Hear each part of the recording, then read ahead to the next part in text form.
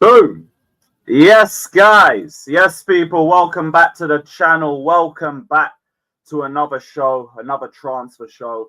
We've got plenty of topics to get into, as you guys all already know, just based off the thumbnail, just based off the timeline.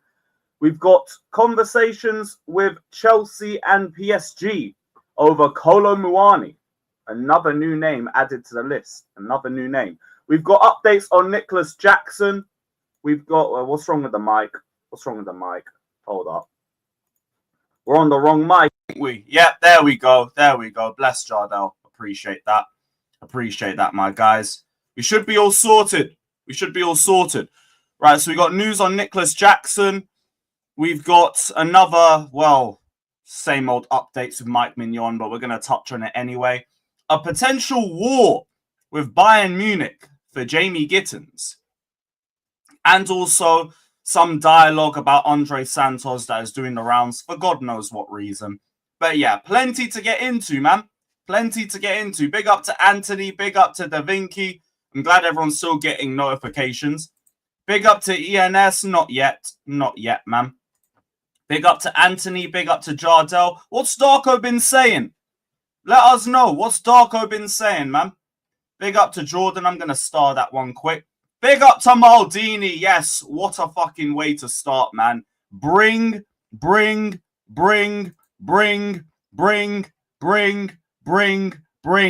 end. End of discussion. Man like AC is expected to leave Barcelona. Hey, who needs an experienced centre-back, guys? Who needs a proven centre-back, guys? Who needs a centre-back that gets the club, guys? You lot already know, man. Bring the Danish Maldini, the Danish Baresi, Denmark's greatest export. Bring him back to the fucking bridge, mate. Bring him back to the fucking bridge. You want to talk about a statement signing? Here it is, bruv. Experience. Passing out at the back. Proven title winner. Proven at the highest level. Good aerially. Got a lot stronger in his last few years at Chelsea. Still a quality centre-back for Barcelona. Hopefully not injury-prone. Bring to the fucking bridge. Bring to the fucking bridge. Emmanuel, stop hating, man. Stop hating. You're hating. Big up to Ilya. You're also hating. Aya, you're also hating. What is this, man? Big up Maldini. You get it, man. We don't win the Champions League if it weren't for that block on Foden. We won't win the Champions League if it weren't for that block on Foden, man. I gotta have some respect. Your final boss. I got a stream, innit? I got a stream. Actually, I need to message Northside back, to be fair. I didn't even clock. But yeah. Can't make it. Work. All of that shit. Here's what it is. I'm gonna link him another time. Still. Big up to Northside, though. Big up to everybody over there. Big up final boss, too. Tommy Beat says, just wondering why no one seems to want to sign Gehi. The only real questions with him is just aerial threat or how good he is aerially. Bar that, be a quality centre-back for us to take. Don't get it twisted. But it seems like Liverpool have accelerated more in negotiations with him. They're further ahead and we haven't really done anything. If anything, we got an update a few days ago saying that, where was it? Jacob Steinberg, there's little prospect of Chelsea following up preliminary interest in Mark Gahey. So it doesn't look like we're going back in for him. It doesn't look like we're going back in for him. So if we're not going back in for him, I know who we should go in for. The Danish Maldini, mate. Proven at the highest level, has turned up in big games for us. Who else can say they got 2 Man of the Match awards in back-to-back games at Anfield on Van Dijk's head top? Only one centre-back can do that, bruv. Only one centre-back can do that. So, yeah, bring him back, mate. Bring him back. Clear Lake, I hope you're fucking listening. I win Stanley, Stewart. I hope you lot are watching. I hope you lot saw the intro as well from before. Do you not want your names taken off it? One step in the right direction is bringing him back. But they probably won't do it, sadly. They probably won't. Maldini, I'm with you, to be fair. I'll take both. I'll take both. I wouldn't say no to that. No, we need all the experience and all the level raises that we can get. So, yeah, I'm with it. I'm with it. Shout out to the chat, though. Shout out to the chat. Pensioners, I think he's like 27, 28. Somewhere around that age. I know someone's going to say he's too old for us. You might be correct. You might be correct. We'll probably offer like 5 million for him. But that man can dream. Oh, he's 29. He's 29. He's not even 28. Yeah, they ain't going to view him as anything more than a 3-5. Yeah, what am I kidding? What am I kidding?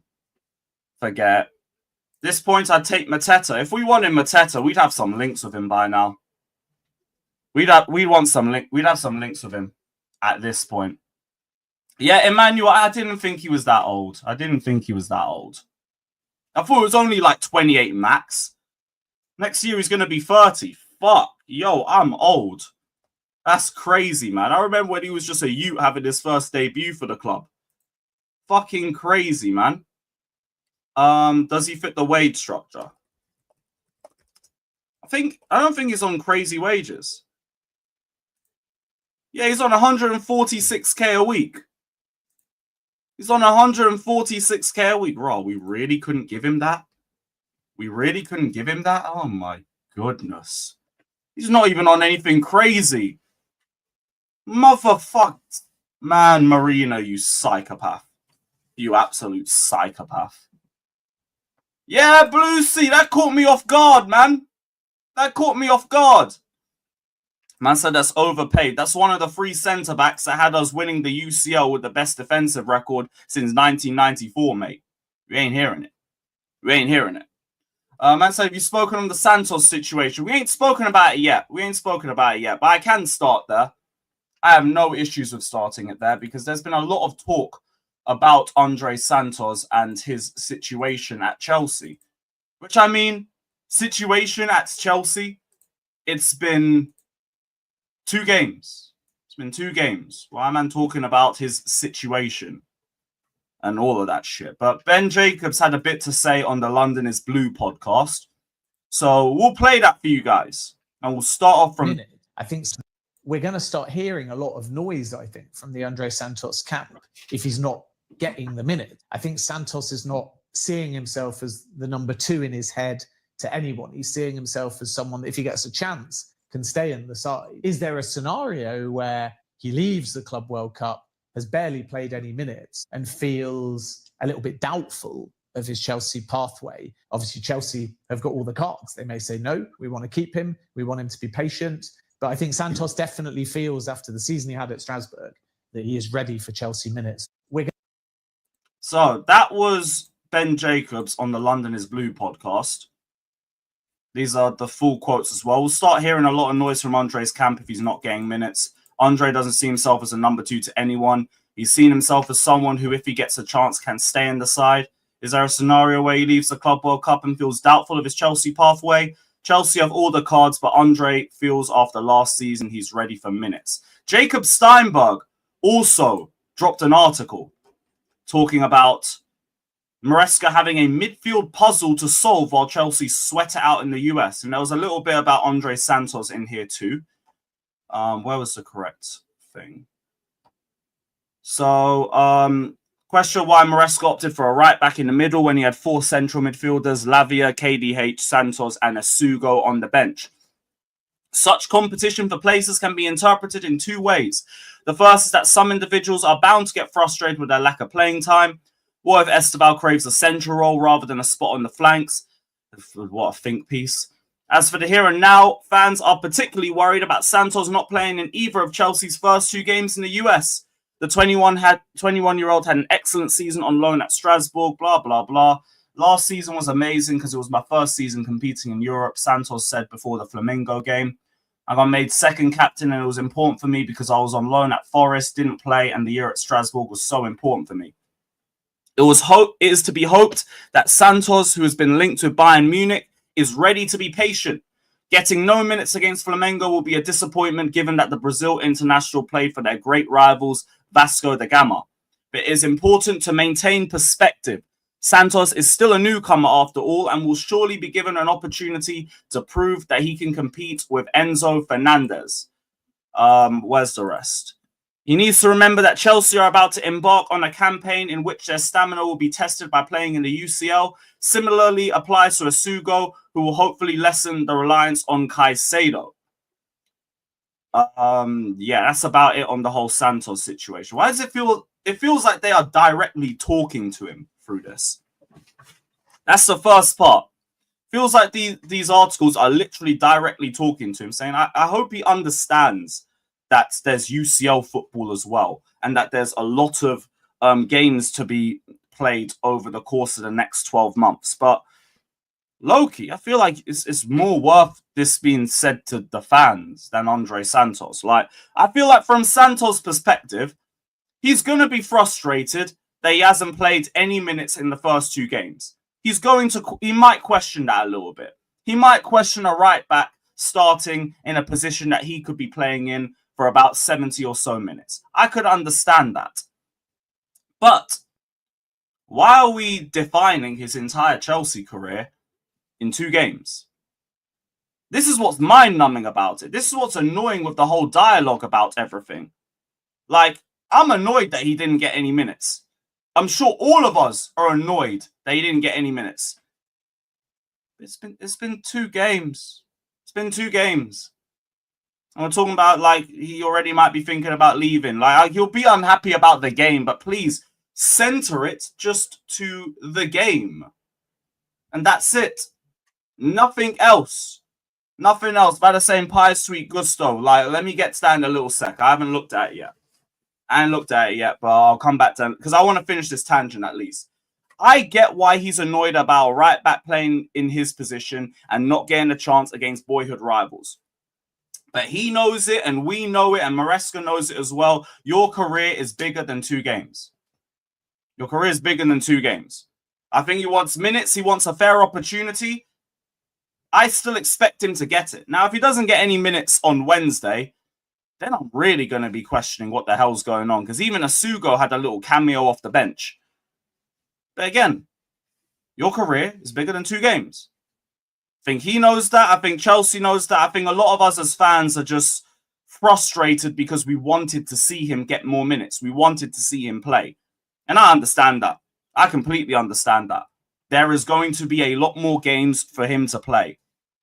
And if he plays and he balls out and he shows the levels that we all know he has, then he's going to be pushing for a starting position just like that. Just like that. Lewis, 3 games is also 3 games. But like, I hear that. Like, that's also not going to change a lot for me. But I will be surprised if you don't get any minutes in 3 games. Like, there's a 2 things can be correct sort of thing. Number 1, your career is longer than just this tournament. Your season is going to be a lot longer than just this tournament. Number 2, how the fuck is he not getting any minutes in the group stage? How? Because that don't make sense either. So, 2 things can be correct. You're missing the point of right back playing in his position. I literally brought up that point twice. It's literally the first thing I brought out. So, I know you're annoyed because you're saying here comes Maresca's lawyer and everything. I already said Maresca should have brought him off the bench at a minimum. He should have been on by the second half. Gusto should have been off by half-time. You put James at right back or Caicedo right back, and you put Santos in the middle. But my point still stands. Career is bigger than 3 games. I still expect you to be playing in the next match. But even if that wasn't to happen, unless I hear that we're selling Santos, I'm still going to expect him to get his opportunity at some other point. It just really should be Wednesday. It really should be Wednesday. But I think all the anger is just all centered into this game. And I think also because us as fans, like, we have the whole sky is falling narrative and everything. We see this and we think, oh, we're getting rid of him. Oh, he's being sold. No, he's not being sold. He's not being sold. Exactly, Maldini. Exactly. If we don't get any minutes in the next game, then I'm going to wonder, like, what's going on? What's going on? I would still be very surprised if we were to sell him because we literally waffled about, oh, this season's a continuation of 24-25. But we brought Santos along. Deliberately him, when we could have just left him at Cobham with Petrovic. We could have literally done that.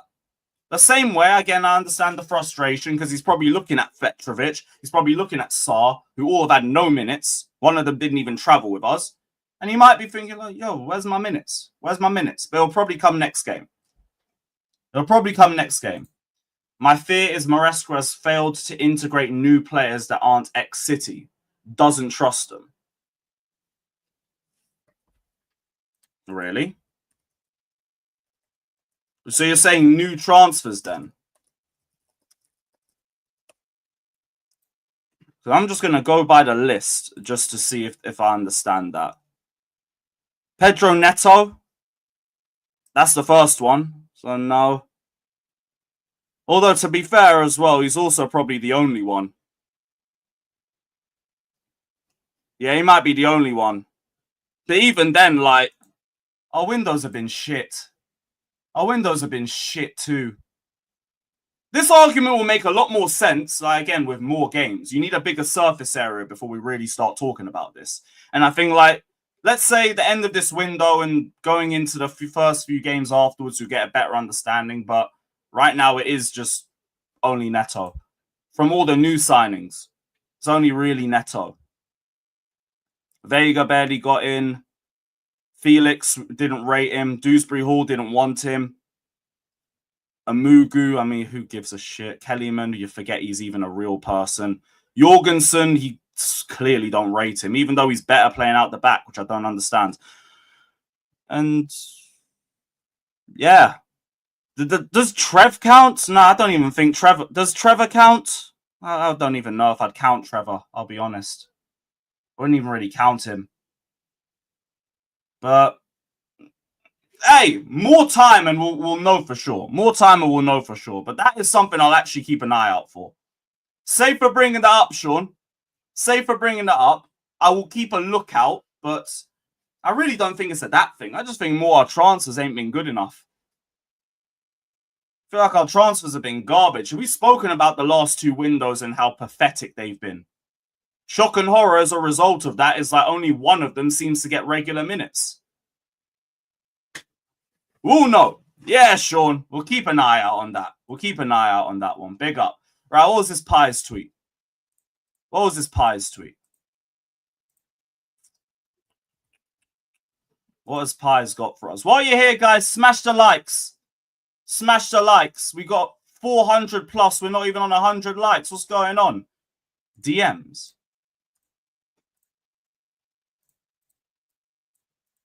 DMs. Chelsea are not interested in selling or loaning Santos next season. He has been earmarked to stay at Chelsea and has been seen as a great fit for how Maresca wants to play as a number 6 or an 8. Oh, brother. 8. Aye. Dare them. I dare them, innit? I dare them, innit? June 11th, 2024. Bomba Clark. Hey, we'll see, man. Let me slap that straight in the bookmarks. Let me slap that straight in the bookmarks. Oh, brother. Oh, brother. Well, we said from like a good couple months ago, selling Andre Santos would be such a bad sign. Such a bad sign. So it's up to them to do that. It's up to them to show that sign or not. We'll see. All right, what is this Pies tweet, though?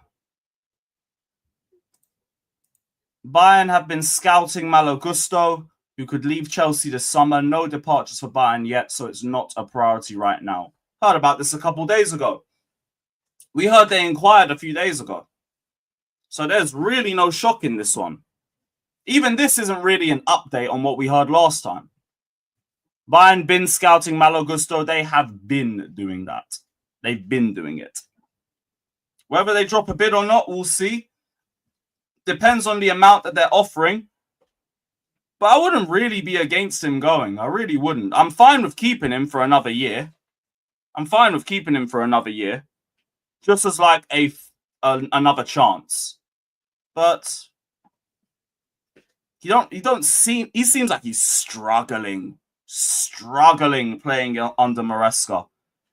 So if the right offer comes in, don't mind. I don't mind him going. How much do I value Gusto at?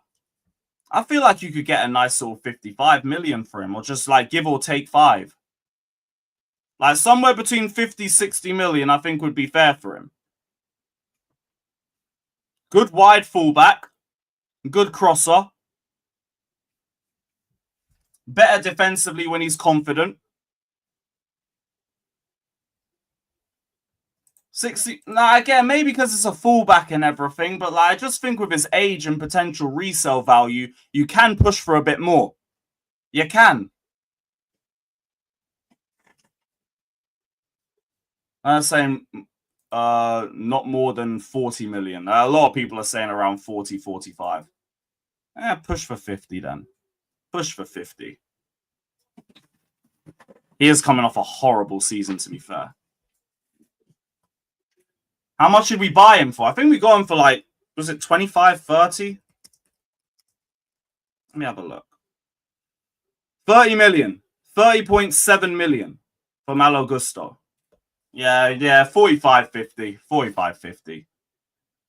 45, 50 will do. If you can even get a bit more than that, even better. But I think with resale value, you can get a decent amount back for him.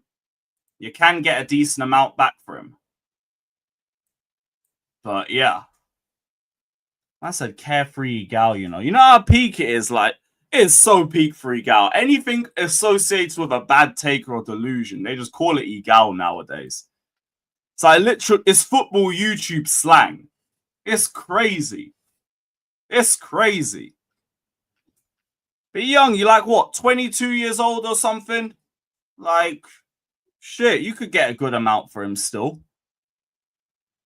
You could get a good amount for him. I want to say 45, 50 million though. All right, whatever. I wouldn't be annoyed at what we get anyway because it's not really been great for us either.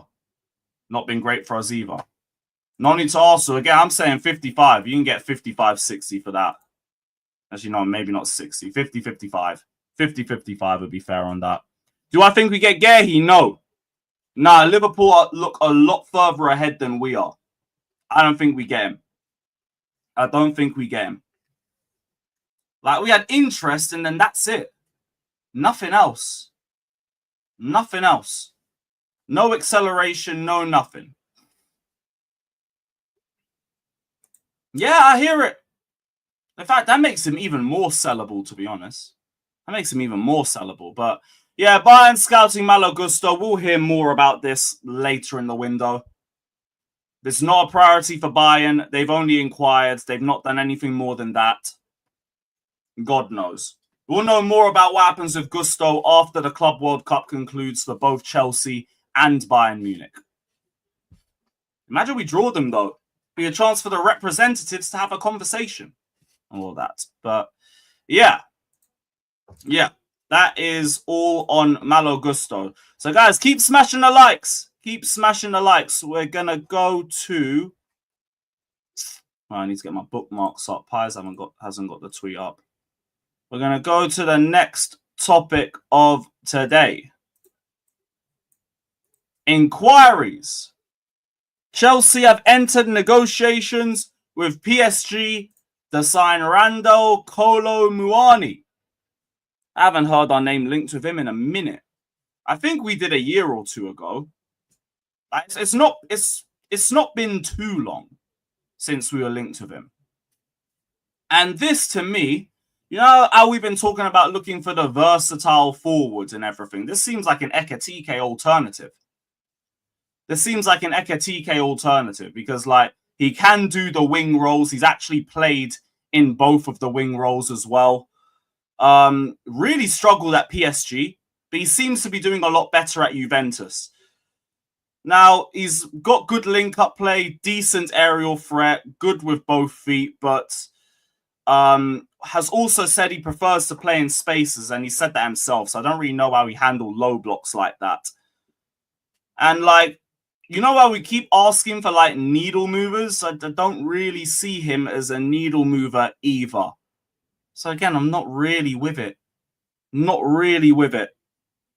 Just seems like someone who's going to fit that versatile forward role, and if we can't prize away Ekitike, we end up looking at either Kolo Muani or João Pedro.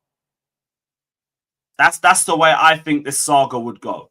It'd be like how we spoke with João Pedro, but we didn't really, like, progress it further than that because he weren't our number one pick. Our number one pick was Ekitike. I think it will be the same energy with this. We might, like, have negotiations with the player, get some sort of, like, verbal agreement, and then just hold and wait. But yeah, like, again, not too keen on this, really not. Like, I do think he'd be slightly better aerially than Jackson. I don't really know if the ball striking is levels different, but he seems like the similar sort of player who, like, likes to drop deep, get involved in build-up play, do work defensively. He can play in both wings. He's got a bit of a dribble on him. I don't really seem all that prolific. And, like, confidence is also a big factor with him as well. He like, never had a lot of confidence at PSG, and he just spiraled over there. But he also didn't really fit Enrique's style of play from what PSG fans were saying. He was like one of those players who they respect the work rate. They don't really hate him as a player, but it never worked out. He's gone to Juve. He seems to suit them a lot better. He's getting more numbers for them. He actually wants to stay at Juventus, if anything. So if I think he goes anywhere, I think he goes Juve, and I don't think he goes Chelsea. Because he's literally come out a few days ago and said, I'm very happy at Juventus. I found the club where I'm loved, and I would love to stay here. So I assume he stays over there, if anything. But yeah, this is the latest player that we have entered negotiations with. Kolo Muani. I'm going to drop a poll in the chat, guys. I want to know, would you guys take Kolo Muani? Yes or no, or yes if Jackson leaves? Kolo Muani to Chelsea. Yes, no, yes if Jackson leaves. Let us know, chat. Scott says he don't hate this if it's just a loan. Be better than Garnacho on loan. I hear that. Maldini, I don't know, but I just assume it's because they're trying to replace Felix and Nkunku, but I don't know. How about you just, like, pattern the starters that we need in our first team, and then the ones that they are displacing, they become our depth, or we sell and we bring more competitive players. Like, why? And then again, like the obvious point that we made earlier, he ain't no needle mover. He's another one that's decent. He's decent. Got a nice little dribble on him. He's got decent aerial threat. Nice little link-up play. Is he going to bag me 20 goals? I don't think so. I don't think he's going to bag me 20 goals. So, yeah. We'll see, man. Big up Luazi saying, if we start the season with Sanchez, diabolical. Oh, we're going to get to that. Just ask yourself, does he bring us as close to a league? Nope. That's why I say he ain't no needle mover. Feels like a sideways step. This don't feel like a move that says, like, yeah, I feel so much more confident now that I'm going to win the league. Or I'm going to compete for the league. And I've already said this season should be the season where we're competing for the league. Whether the team's at that level or not, you are in year 4 of Clear Lake. If this team is not ready to compete for a title, you have failed. Because the fuck? What more are we waiting for? What more are we waiting for? I know the squad isn't 1.5 billion, but ultimately you have spent 1.5 billion for the squad to not be competing for a league title in year 4. In year 4. The fuck? What are we doing? Well, Scott, year 4 because it's season 4, innit? Season 4, like 22, 23, 23, 24, 24, 25. This will be 25, 26. This will be a 4th season. So it's like, if you're in your 4th full season here, when you have ripped up everything, started, rebuilt, and built that process, we're not going for a title. I'm meant to be doing top 4 hype again. Huh? What the hell? Oh, you mean they're waiting for year 5? Oh, great. Sean, I said this was why I wanted us to get top 4, innit? You get top 4 and we'll see with the money spent how serious we really are. What are we seeing? Fucking Kolo Muani and João Pedro and fucking Gittens or Garnacho. Mike Mignon, we don't want to go for him, even though he's a clear level raiser, because they want 8 million more than what we're willing to bring. Motherfuckers, they don't look serious. They don't look serious. This is why I said I need us to get top 4. Because I need to know what we're really on. What are we really on? Are we trying to just get the top 4 bag? Or you man trying to win me a league? Right now, it's like if we don't win the league with the whole kid-only idea, we're not going to. So you have to just hope you pick the right kids. Oh, great. Great. I said, yeah, we won the summer series. I can't be asked. I can't be asked. Sean, man. That's what I'm asking for. Mike Mignon was the perfect chance for them to show me that, yeah, we're going to do the whole fucking youth project. But if there is a level raiser that is available and fits our structure, we're going to do it. Instead, what do we get? Well, we're not in for Mignon anymore. We're not in for Mignon anymore. Fucking great. This is what we get. This is what we get. We have not reactivated Mike Mignon as the goalkeeper option in the recent hours and days, and we are not planning to do so later on in the window. Talks with AC Milan and agents are off since 12 days ago, as Chelsea maintain their confidence in the goalkeepers that we have.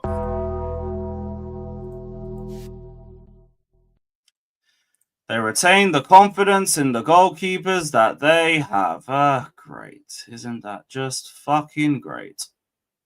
So these men mean to tell me they sat there and they watched that bold hoof merchant Robert Sanchez just pass the ball out for throw-ins again. And they still want to throw out these briefings to Fabrizio. Fucking brilliant. Fucking brilliant. Great. This is why, bro, I want us to just try and, move a little bit serious, I beg. But it fucking kill you guys. Would it kill you guys just once? But no, this is the shits that we're getting given. Day after the game as well. Day after the game, they're telling me, you know who's gonna be the guy that's gonna win me the league? Him. This guy's gonna be the one to win me a league title. Can't even pass a ball. Yeah, I heard about that as well. Apparently, he dropped a different tweet like a few minutes before this. It's like Chelsea just called him. He's like, yo, what are you talking about? What are you talking about? Take that down. Take that down, mate. What the fuck? What the fuck? And you got Sky Cava come out and saying the exact same thing. Saying the exact same thing. These men are fucking jokers. One immediate level raiser. Would it fucking kill you? Would it kill you? Because it looks like it would. It looks like you would genuinely struggle with that. We just qualified for UCL and they'd rather retain confidence in Robert Sanchez because they're going to say the goalkeepers that they have. But the only other option that people could stomach in Petrovic, you don't even want to give him the reins as number one. You want to back a goalkeeper that still ain't showing levels in the Club World Cup. Still. Now, I'd be fuming regardless if we didn't get Mignon. But if it was for what's his name? Petrovic, I'd let it cook. I'd be annoyed, but at least it's Petrovic. At least it ain't Robert Sanchez back in my net. At least it ain't Robert Sanchez back in goal, having to defend us. No, we're not even getting him. We're not even getting him. We're not even getting him. Sanchez is demanding to be number one. You remember we saw those links a month or two ago, saying that Sanchez will only stay if he's a number one for Chelsea. And he's probably gone crying to Ben Roberts, the head of goalkeeping, and he's gone and backed him. He's gone and fucking backed him. It is a joke. It is a joke. We literally don't even play out the back to the level that we want to because this guy is that fucking horrible at short and long passes. But we have to try and persist with him, even though Fabrizio is the same brother telling us that Maresca wants a new goalkeeper for the Champions League. It's a joke. It's a fucking joke. And this is what you're doing to us after getting Champions League. Fucking bums, man.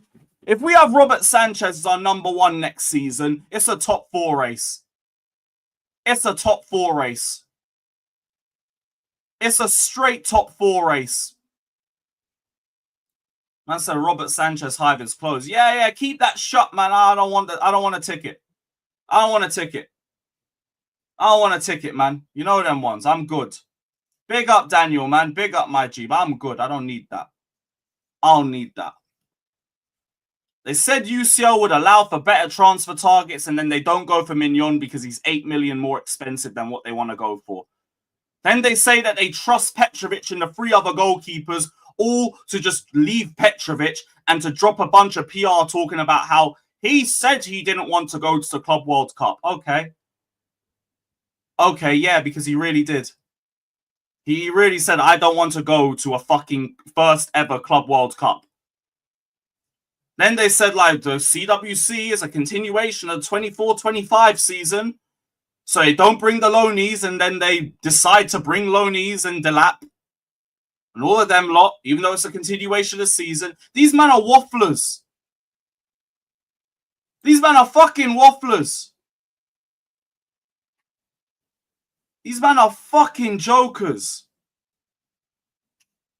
Then Fabrizio comes out and says that Chelsea is still being offered goalkeepers on a daily basis. Does it even matter? Does it even matter? Because it's probably just going to be Robert Sanchez in goal. Until I hear that we are genuinely about to bring a goalkeeper in, and I mean like, here we go, or personal terms agreed, something like that. I'm not listening. I'm not listening. Chelsea are not planning to go back in for Mignon this window. Well done, dummies. Well done, dummies. Yeah, Daniel, I already said, look, just let me know your shirt size. Let me know your shirt size. I think you wanted the Palmer away shirt. I think the white one. And yeah, we'll sort that. I don't give a shit. This club's let me down again. That's fine. Big up Emmanuel saying, would love a fan protest, but Chelsea fans don't know how to protest well. They will hold one protest and then still pay to go to games. Yeah, man. If there wasn't even like a united front on it, that was the worst part. There weren't even a united front. You want a medium? All right, cool. He said, autocorrect selling me. I still read what you said. That makes sense. It made enough sense. Big up Emmanuel, though, man. Big up. Big up Luazi saying it's insanity. Yes, it fucking is. Yes, it is.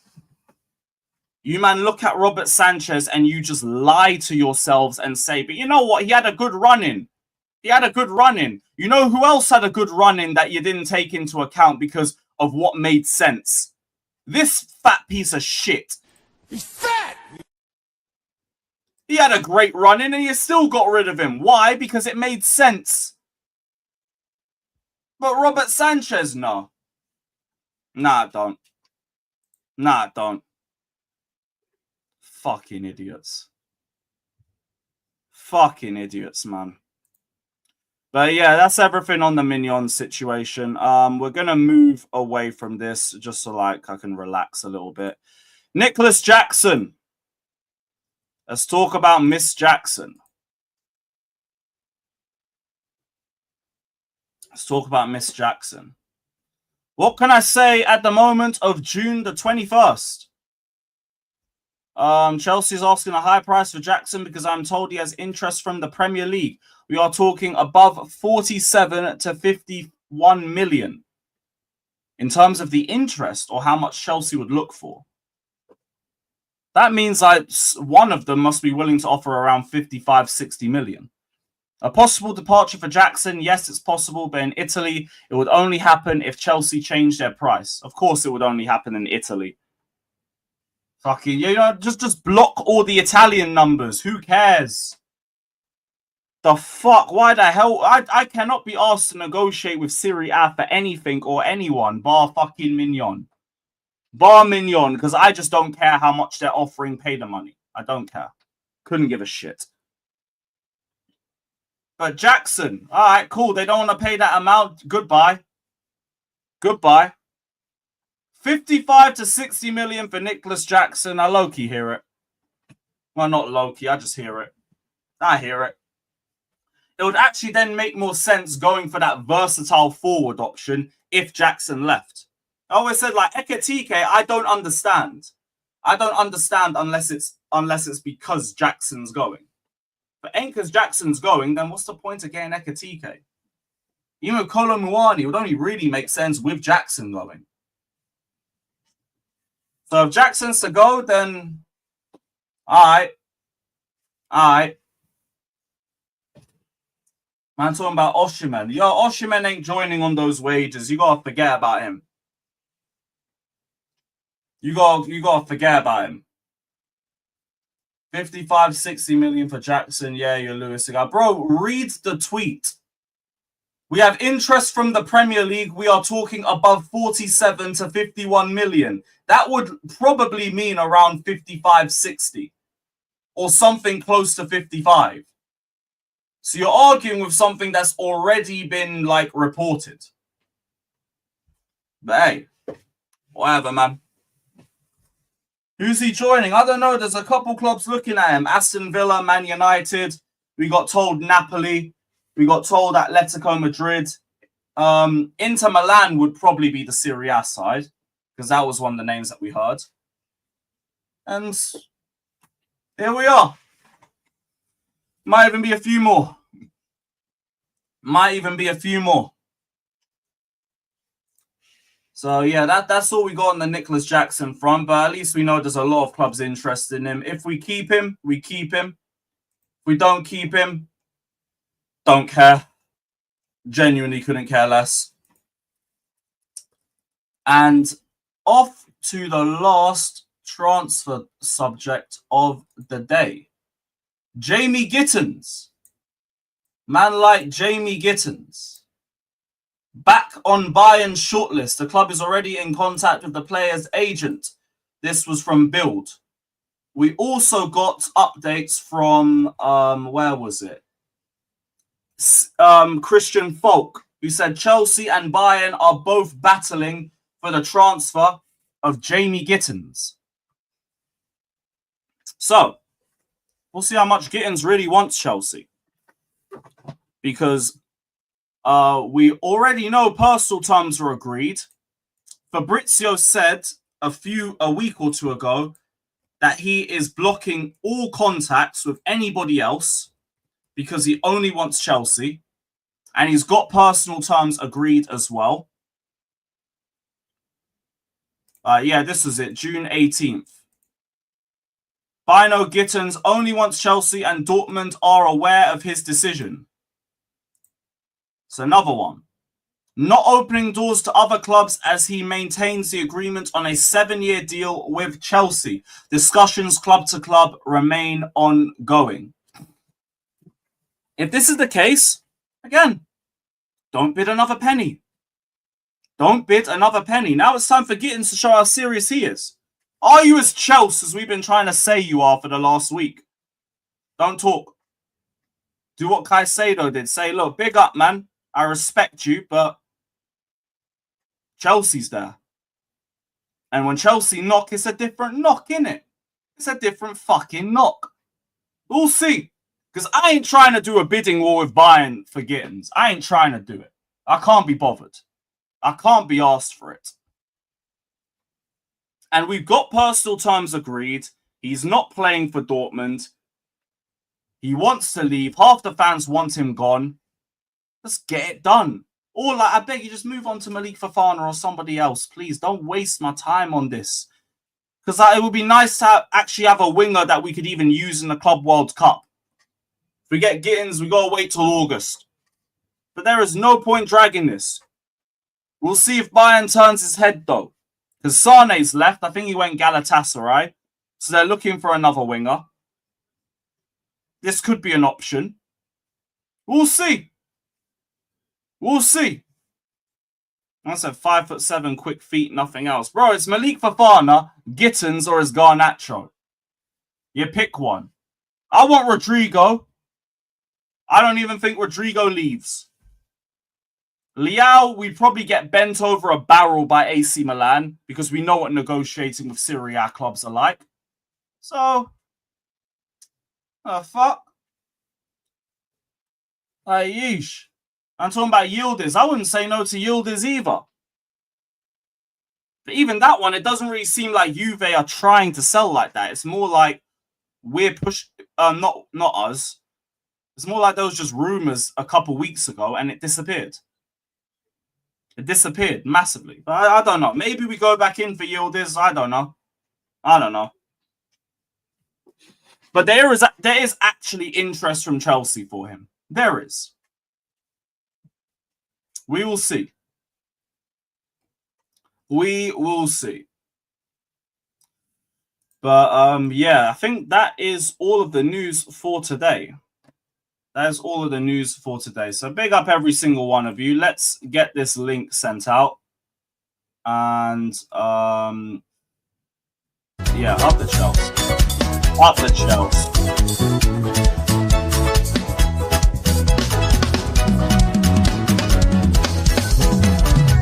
I am a Chelsea fan. I am a Chelsea fan. We lose together.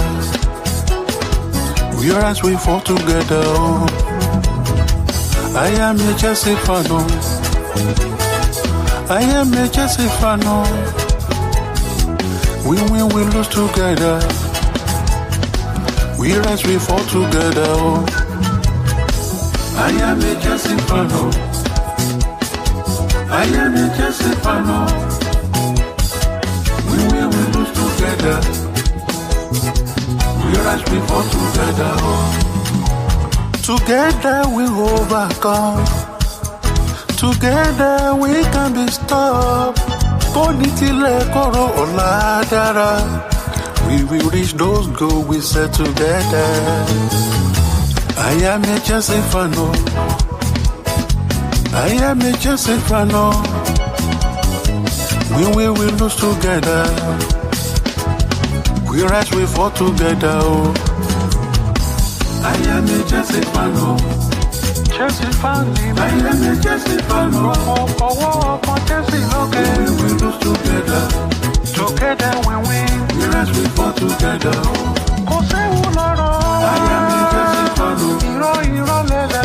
I am a Chelsea fan. We will lose together. Together we can be strong. We rise, we fall together.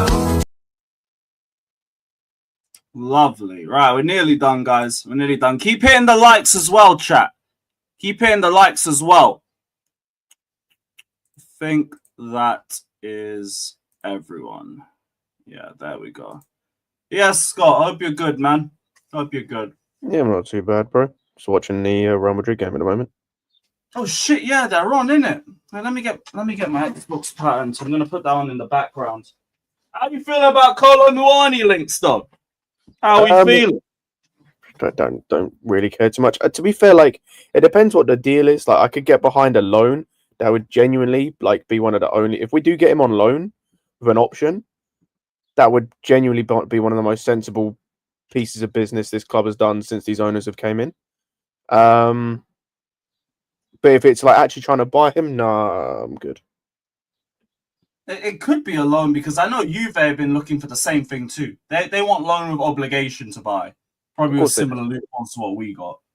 Of course they do. But yeah, it just makes sense because like if the plan is this whole Omega thing in 2026, you're not then clogging up your team because you either get Kolo Muani in for a season. Like, let's say it's a loan with like a 50, 60 million euro option, right?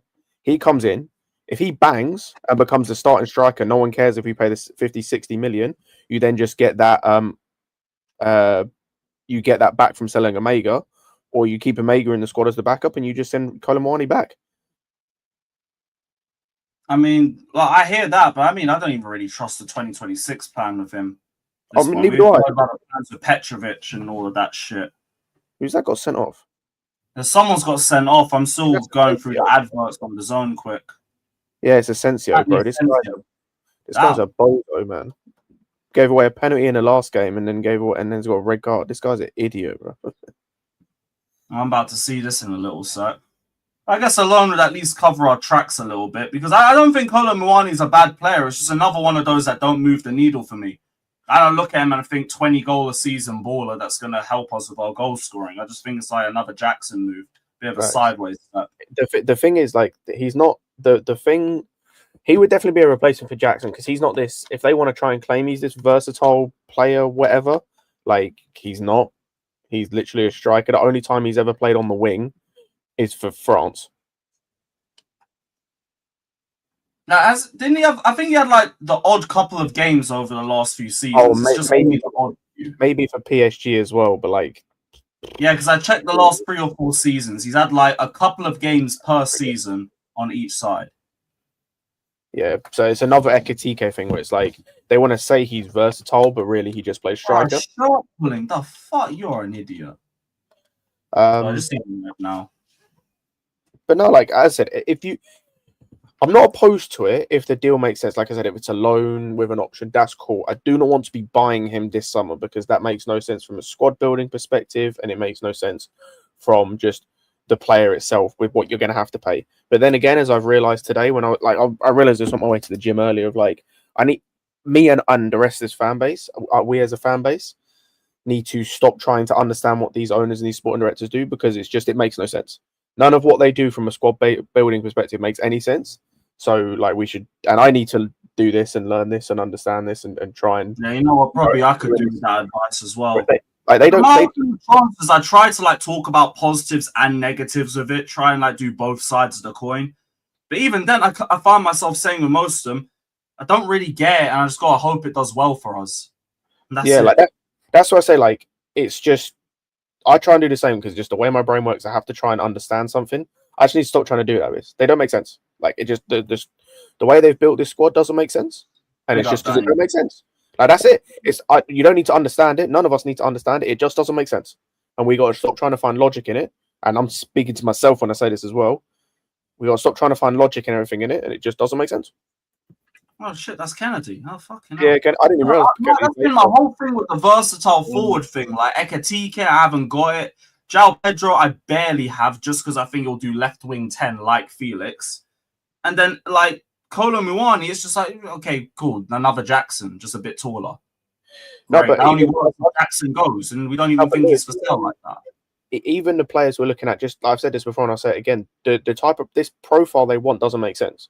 Like, how many top teams have this type of player or are looking for this type of player as like a key piece of their team? Like, none. Yeah, but like if you happen across someone that ends up being that cool, like you see teams end up having like for example, right, I'll use like Bernardo Silva. Bernardo Silva ended up becoming that, like becoming the versatile kind of can play in multiple different positions. So he didn't sign him to become that. That he became that because it's Pep and he asked him to play 4 million different positions. But they didn't sign him. At least Liverpool, they want Ekitike because they've got goal scoring forwards in Salah Yeah, anyway. he's going to play striker for them. So, but like I said, it just don't make sense. Like no club tries to find this type of profile as like their main profile they want. But that's the way our club moves. I'm annoyed that we're not getting anybody that's like proven, but at least they're getting a profile that they think can become that sort of guy. I don't get the versatile one whatsoever. Do you know what was the kind of, I don't even know if it's true. Do you know what was the kind of nail in the coffin in terms of me realizing there's no real plan? They're just like, they're building this team on a whim. I don't know if you talked about it because I joined halfway through. Did you talk about the links to Wesley? No, I haven't spoke about that yet, but another right back.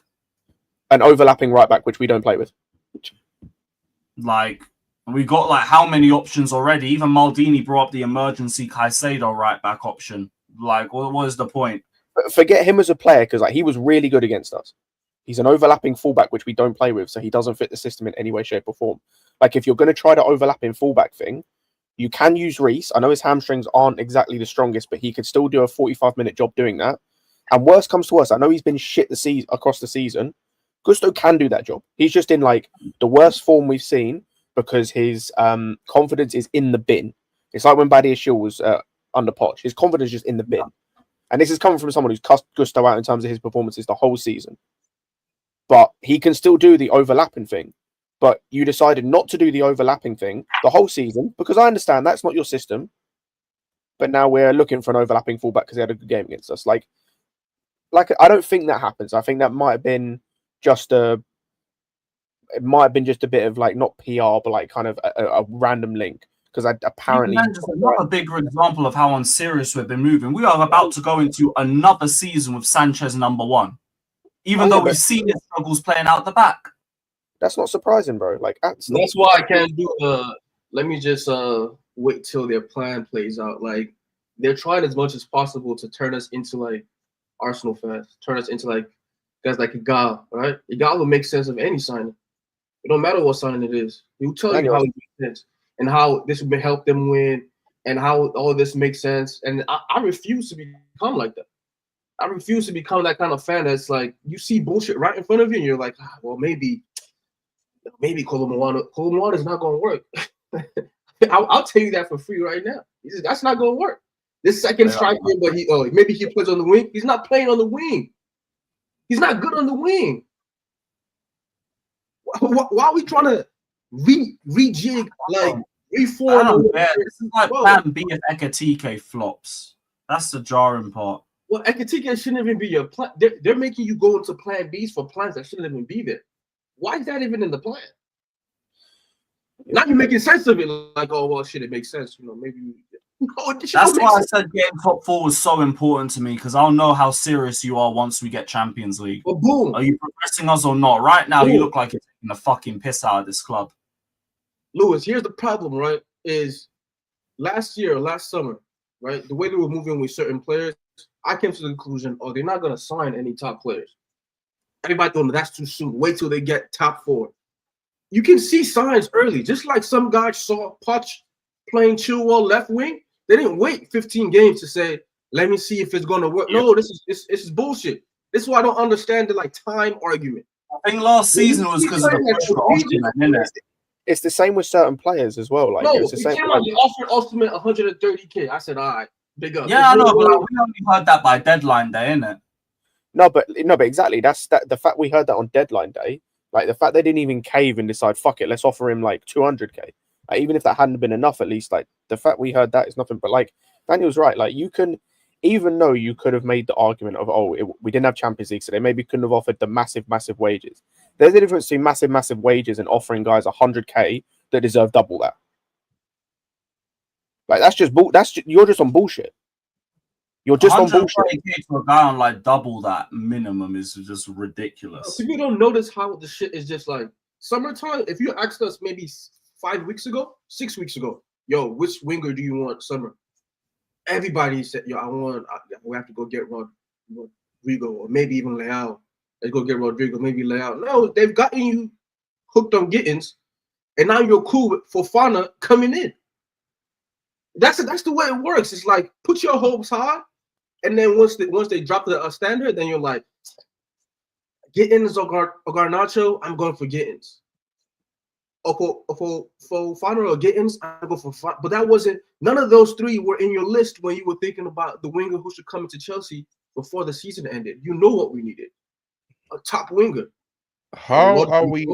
Leao, Williams. That's who you knew we wanted or needed. That hasn't changed just because they're bidding for bullshit players. That hasn't changed in my personal opinion. So I can't feel any different than it. And you know, at this point, I'm cool with being called negative. I think it's cool. I'll be that. Hey, Daniel, welcome. Join the club, brother. Pull up a seat. How are we battling Bayern for Gittens? Like that's funny as fuck, by the way. So I need to. That is funny as fuck. Remember when people said you didn't pay the Club World Cup tax? Remember when people said, well, I didn't even rate it. Yeah, we're about to pay some more tax. Bro, I don't even rate Gittens like that. The moment they started doing the negotiation for Mania, what did I say? Oh, it's not gonna happen.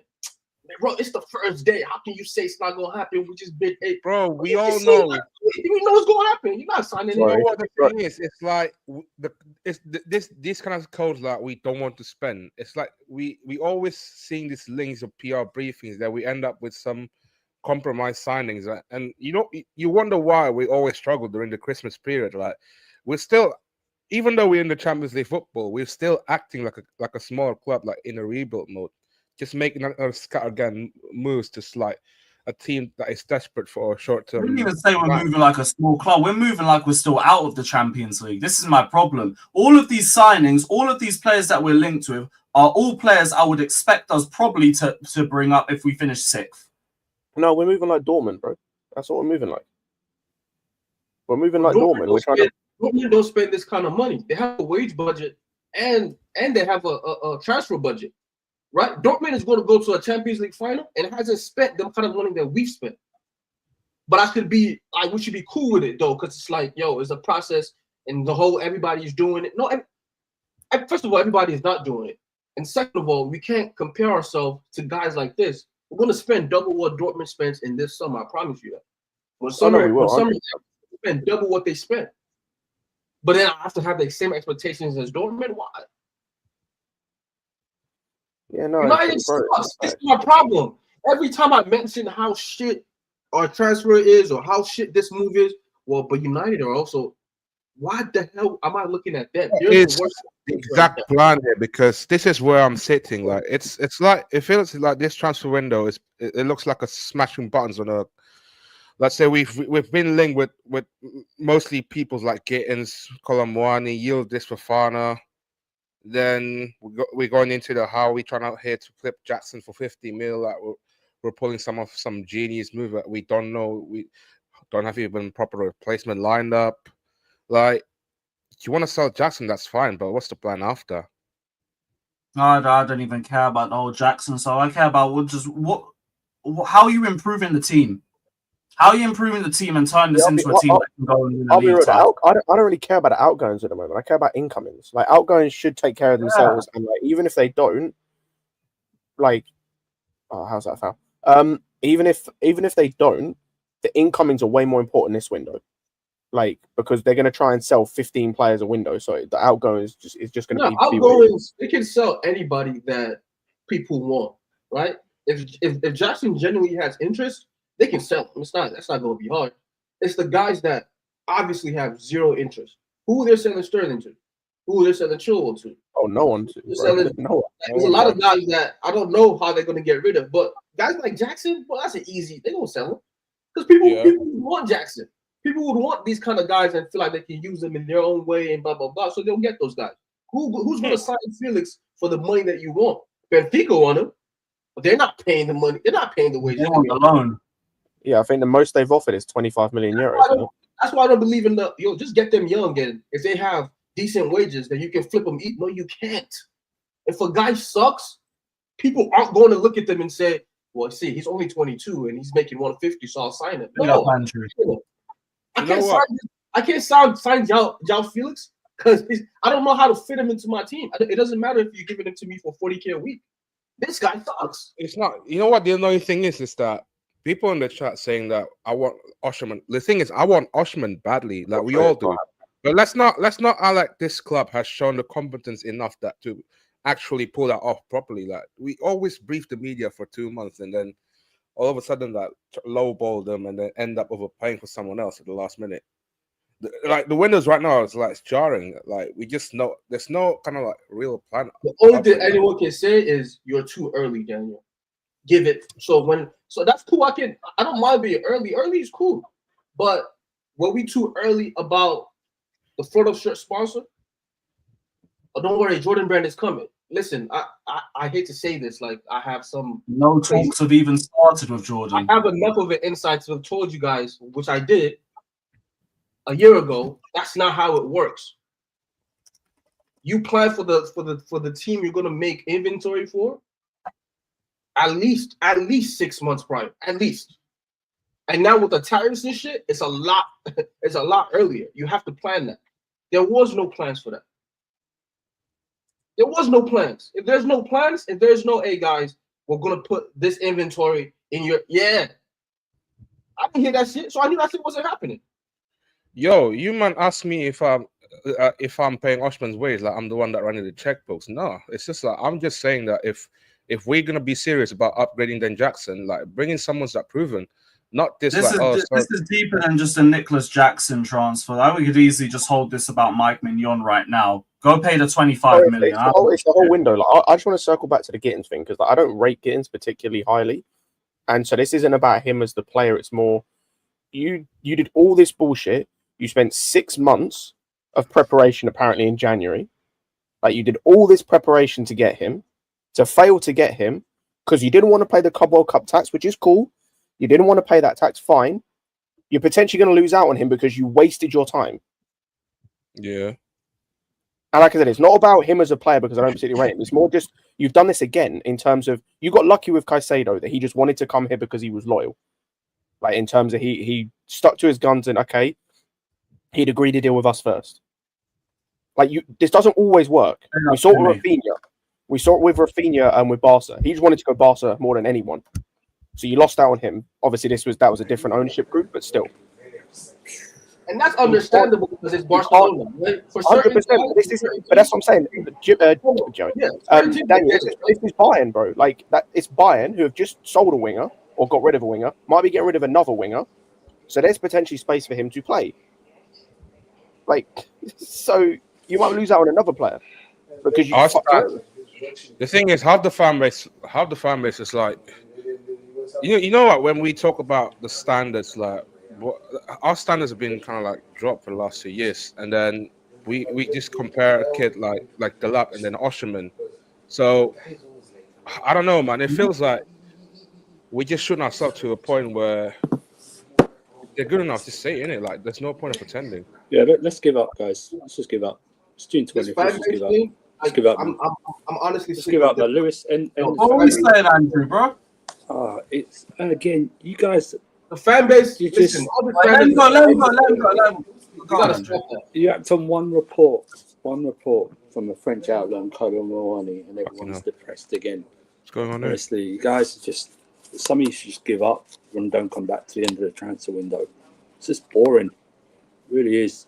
It's just so much depression all over again. It's July. It's June 22nd. All right.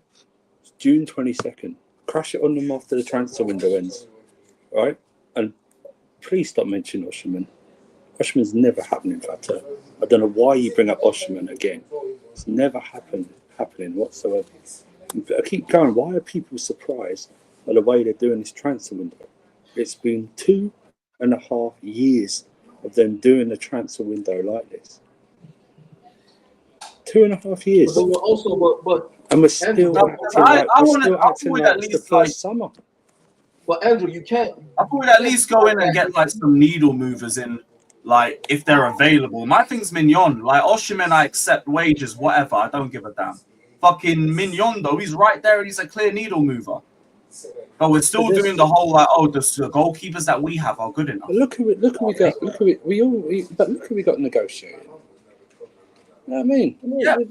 These fucking idiots. But that's what I mean. But we have the same conversation. It's still the same negotiators again. We have the same conversation. Until those negotiators are removed, this is going to be the same thing over and over again, and then we have the same conversation over and over again. For me, it's just more like, look, I thought being in the UCL would allow us to like try and push for some better chance. No. What's happened is this: we've got one that suits us in Mike Mignon, and we're not moving for it. And everybody else is genuinely transfers I could see us making if we finish What's happened sixth. is this: Maresca saved their guys' jobs. Right? He saved their jobs, which means he's given them a false sense of security. False sense of security, which they didn't deserve. So now they can go, they've got carte blanche to do whatever they want in the owner's eyes now as well. Because they've made it to the Champions League. So basically their plans worked. They think their plans worked. But no, it's just Maresca did a miraculous job to begin with to get them. He saved their butts. And I hear all of that, but you got to understand why we're annoyed at that too then. Yes, but the problem is, we're annoyed at the same thing we discussed in January. We discussed last summer. We discussed the January before that. We discussed the summer before that. When we discussed 3 months of Caicedo. And they had a tap in, and they nearly fumbled on the line.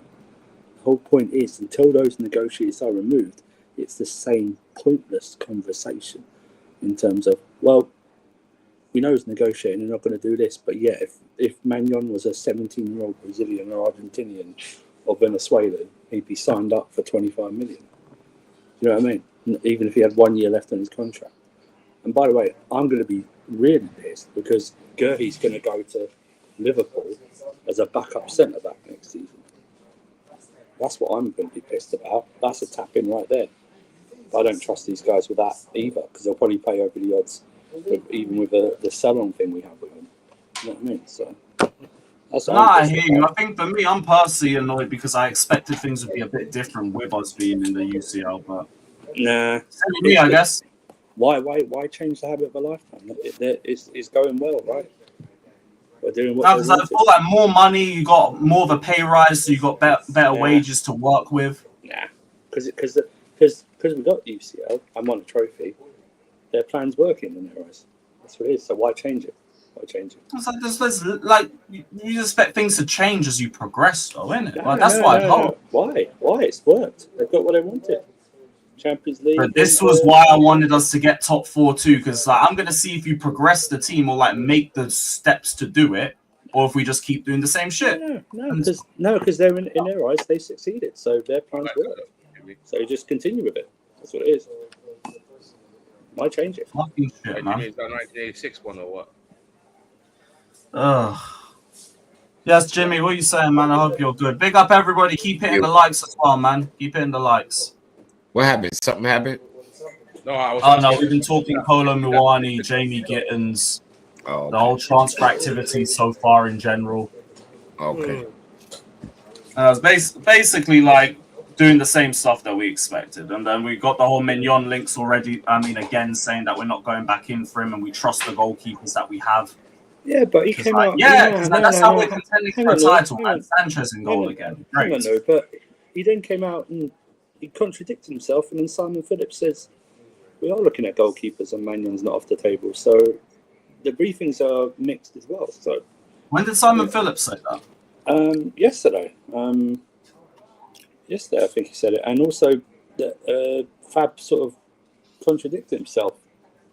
It's like he got a message from Chelsea that said, no, wrong brief. It's just, Andrew, you know what? It feels like the same chaos, cloud chasing, isn't it? Like, we always sit here, we got ourselves up sometimes. Like, you know, the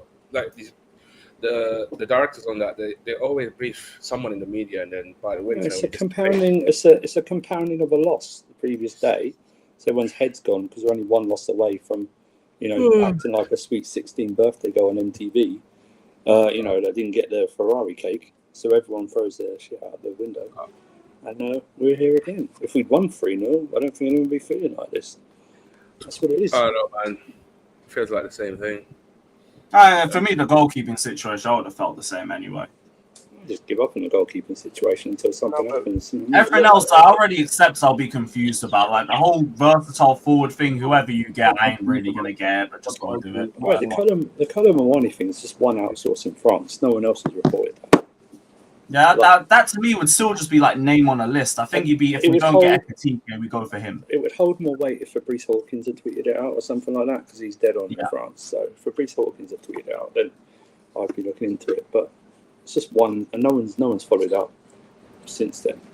And Jamie Gittens, I mean, isn't that just typical a winger being linked to Bayern? Who else isn't? Everyone's linked to Bayern anyway. So you know what I mean? So Bayern losing wingers, it makes sense.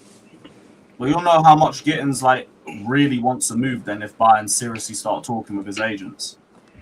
Yeah, but he's been in Germany. Even then, I'm not even that fussed. I don't care. Like, go and get me somebody that's good enough.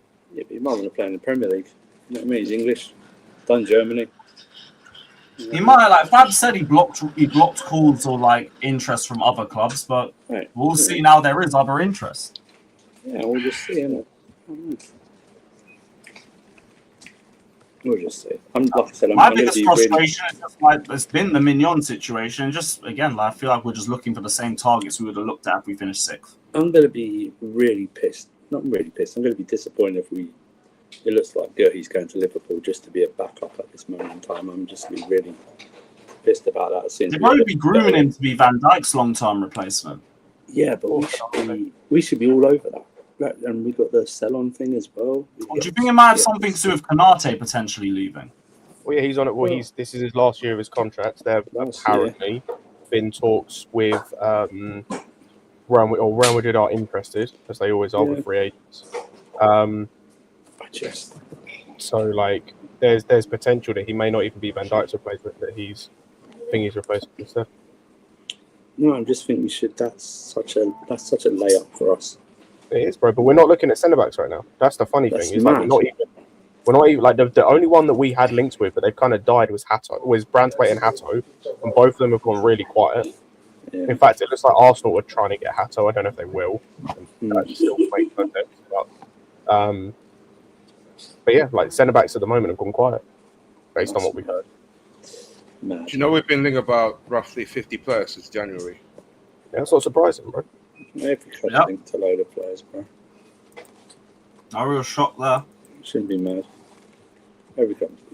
Well, yeah, 56 players to be more precise. We'll see how things change. You can make up a tweet and attribute it to someone that says we're linked to someone, and it becomes like gospel. Do you know what I mean? It's like you get aggregators that have come out the woodwork out of nowhere this summer that suddenly have the inside track, and people believe it. You know what I mean? Christensen, bring him to the bridge. Back it. That's an experienced option that's leaving. Krusty the Clown, bring him to the bridge. It's Christensen. Christensen. No, who's this? Who's what? Krusty. Oh, what, from the super chat? Big up to BK saying, I can't wait to see Mohammed. I think it's a fake name. Yeah, I'd read it in your head first. Yeah. It might be a slip. I ain't getting caught out. Stole Chelsea from Clear Lake in 2027 or 2030. It's 3 years too late. Either way, like, they can't sell till 2032, apparently. Oh, it's meant to be a real name. Let me check. Well, they can sell the controlling interest in whatever company. Big up to him. Hope he has the money. Oh shit! Yeah, billionaire Saudi Chelsea fight. Yeah, bring him to the bridge, bruv. Wait, what makes him better? He's non-American. Hey, Shaggy, where are you, Shaggy? We need that link, Shaggy. I'll just say that area might be off limits for a bit. That's all. You know what I mean? So I'm asking, why is everybody so hyped? Because he's non-American. Because last time I checked, Clear Lake is not short of money. So I don't get it. What's the hype? We're already owned by Saudis anyway. I don't know. They might bring me proven players. I don't get it. What are people being hyped? Somebody else new gonna buy the club? Y'all bitch and complain that we don't have Roman, as if there's like 2, 3, 4, 5, 6 Romans sitting around. Nigga, ain't no more Romans. Y'all say, get us a new owner. Okay, get us a new owner. And then guess what? We in top 4. You know what we could be? Worse. So yeah, let's hope they sell the club. Sell the club. Could be worse, but I want to be better. Yeah, but good luck. Good fucking luck. I think this. It's not an anti-American thing. Don't get it twisted. But like, you know, what the Saudi owners, they usually happy to freedom. We're not talking about you. We're talking about okay, cool. The truth. Yeah, we're gonna talk about the truth. We're not talking about you. We talk about the truth. Alright, cool. That's nothing but the truth. But yeah, okay. I thought that was a fake name. Thank God it's a real name. I'm gonna remember that one. Big up, man. But anybody ever know anybody who bought a club? How long it took for them to win? Anybody know? Anybody know how long it took for Man City's super rich owners in the era where you can spend whatever you want? Y'all know how long it took? 4 seasons, I think. Okay, 3 or 4 seasons. And that was back when you could spend whatever you want and get whoever you want, right? Okay, I was just checking. In fact, I hear the point that the Newcastle owners still ain't. I don't want no fucking new owners. Fuck that. You name what team you ever seen get sold and sold and sold and sold and sold? If there's These a niggas chance, dumb. Fuck you talk about new owners. Shaggy, if you're in Philadelphia, man, get your friends up here. I don't want no new owners. I want new fucking sports directors though. No, I'm with that one as well, man. Yeah, I'm no new owners. Owners don't do shit but spend money, man. I want new sports directors. Y'all acting like owners is sitting there, like the owners for fucking Man City are calling shots. They ain't calling shots. They got a shot caller. You think the people who own the team are up there like, give me I want silver and I want nigga. They like, what you want? You think the NBA teams? You don't think it's the directors doing what the owners are asking? You think more like the owners are leaving the directors to run if the owners was doing it, why would they hire sports directors? What would you buy them for if you could do it yourself? You cut out the man. What the fuck you paying them for? You giving somebody unnecessary money. You cut them out. And so basically that logic as well is saying that because owners ain't going nowhere. Owners are gonna just be owners. If an owner gets the right sports director, he's a great owner. If he gets the wrong sports director, he sucks. Yeah, it's about GM. That's how it goes. An owner is not great just because he's an owner. He's great. He's good based on when we were shit. Was Roman a good owner? No. I sat and watched this fan base say Roman out. I thought that was crazy. Big beaters and little pussies in the chat don't even know that. This same fucking fan base, Roman out. I watched it. Fuck are y'all talking about? The same ones. Roman Abramovich. Same ones. Get your Soviet ass out of here. Same ones. Red Army. He's in the oligarch. Same ones. And there were those of us telling niggas back then the same shit. You don't know what you got till it's gone. And now that it's gone, we don't know. We don't like being a sporting director. Roman is too involved. You want a director board, maybe like a conglomerate like Bayern has. You got what Bayern has now. How's that shit working out? They got what everything they bitched about then, they got now. That's why I say they're about new owners. No, slow the fuck down. You don't know who the new owners, where they're going to be. You might get, what's that dude name? Michael Ashley? That used to own Newcastle. We want great owners. Get one of them. We want great owners. Get one of them. Yeah, Roman didn't run the club for the last 4 years. I don't know what you got till it's gone. So I think in like 2014 or something. Acting like they know more than anybody else. Y'all shut the fuck up, man. Suck a dick with a stick. Because I'm old enough to remember the same fan base cried about Ibrahimovic. Get him out. And that's when we was winning shit. We got standards. Whose standards were y'all holding in? I will say though, that wasn't massive sections of the fan base. That was a no, I'm not saying. I'm just saying. But whose standards were they? Remember, it was standards then. We got standards. The standards he set. The standards he set. They telling him about the standards he set. That's what I feel, right? These guys are not selling. No, David, there was some people. Fucking Eunice was saying on 100% Chelsea when Jose got sacked the second time. I didn't say Roman, pick up, man. It's time to go. No, I'm saying they're not selling. They're not going anywhere. But just because they're not selling or going anywhere doesn't mean we shouldn't continue criticizing them. I don't care about fuck that. We need sports directors because they ain't going nowhere. We need a sports director. That's what needs to happen. Is that not on them though? That's part of it. They gotta fire them. This is on them, but to say we need new owners is dumb. They're not going anywhere. Jimmy, I didn't say that though. I said that you could. I agree with Daniel. You said that, so I don't know why you taking up the argument. I never said Scott. It was a chat random guy with the random name. I don't care about the random guy with the random name. I'm gonna buy Chelsea. My thing is this. Obviously, I know these guys look at social media. We know these guys look at what the fans are saying and how the fans feel and all that shit. Don't look at it a lot then. Keep that. You got to keep it, because at the end of the day, if we don't get our goal, they're not gonna. Obviously, they're gonna fire somebody next year. We want it to be fine. We want it to be the right person. We want it to be the directors. Nobody else to fire. Who the fuck else they gonna fire? The coach. You can't fire yourself. They're gonna probably keep going through coaches and keep these same sports directors. That don't even make no sense. No, that don't. Who will pick the next? That's an assumption. The assumption was that after this year, we're gonna realize this sporting directors are trash and fired. They should not have been there. Well, it ain't after this year. Well, you're not gonna fire them after they reach their target. I still think they should. That wasn't your target. That was the manager's target. Your target is okay. Hold on. Wait. Okay. Well, all right. Well, so how do we know this? What was the target? Was the target not top 4 in the trophy? Didn't Bowley say that? My assumption is the target for every sporting director is with the players that. But didn't Bowley on one of them interviews said we reached our target, which was top 4 in the trophy? I heard. I'm like 1,000% sure. I heard Bowley say that. I'm not disagreeing with that. I'm saying that is the manager's target. The manager is based on what he does on the pitch. Right, the sporting directors are based on the players that they bring in and how they build the squad. I don't know about that. I don't know about that. I don't know about that. I'm pretty sure they probably go hand in hand. If I bring in players and if I bring in players and even if the players I bring in don't bang, but we hit our target, then I don't know. Oh shit, another goal. All right, let me make it clear, right? In this one, let's say you signed 5. Big up, you man. Big up. Yo, big up, Ibs. Let's say I'm the director, you're the manager. I sign you 5 players.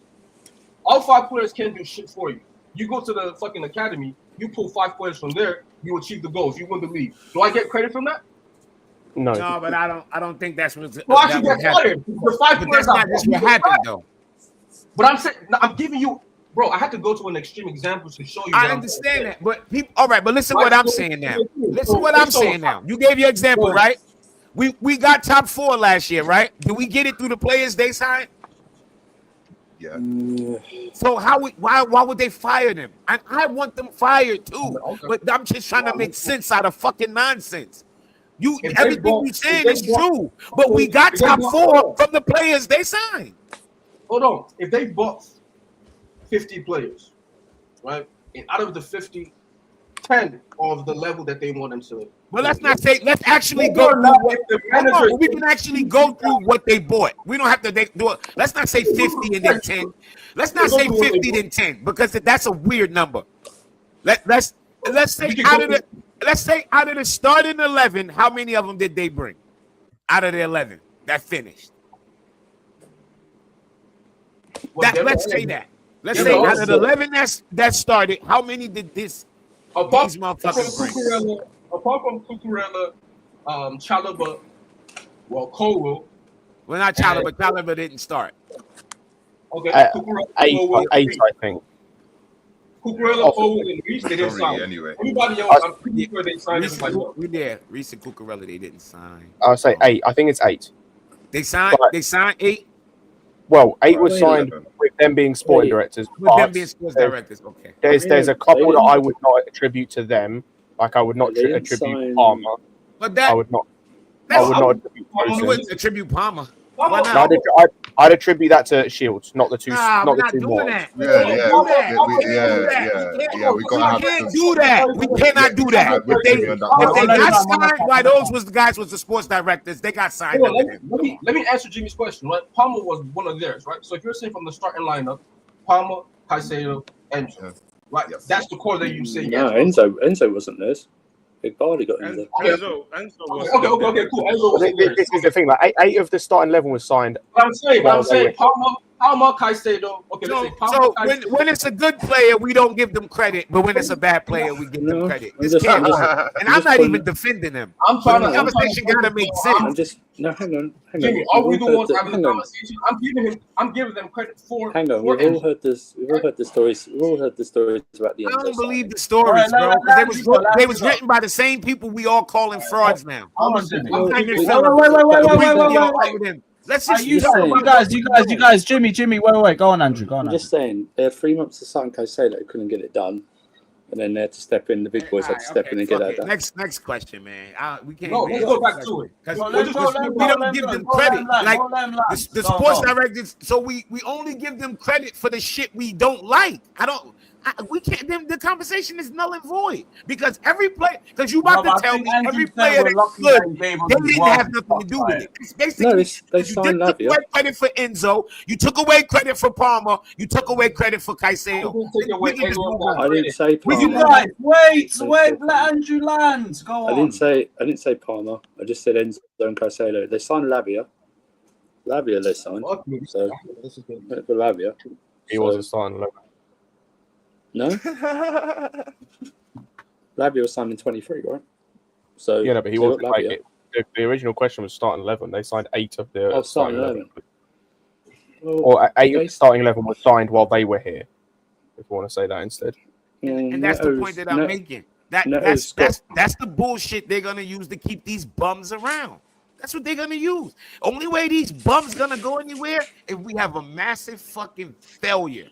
Yeah. Massive failure, and then you're gonna see them get bounced. Well, okay, what's the massive failure for you?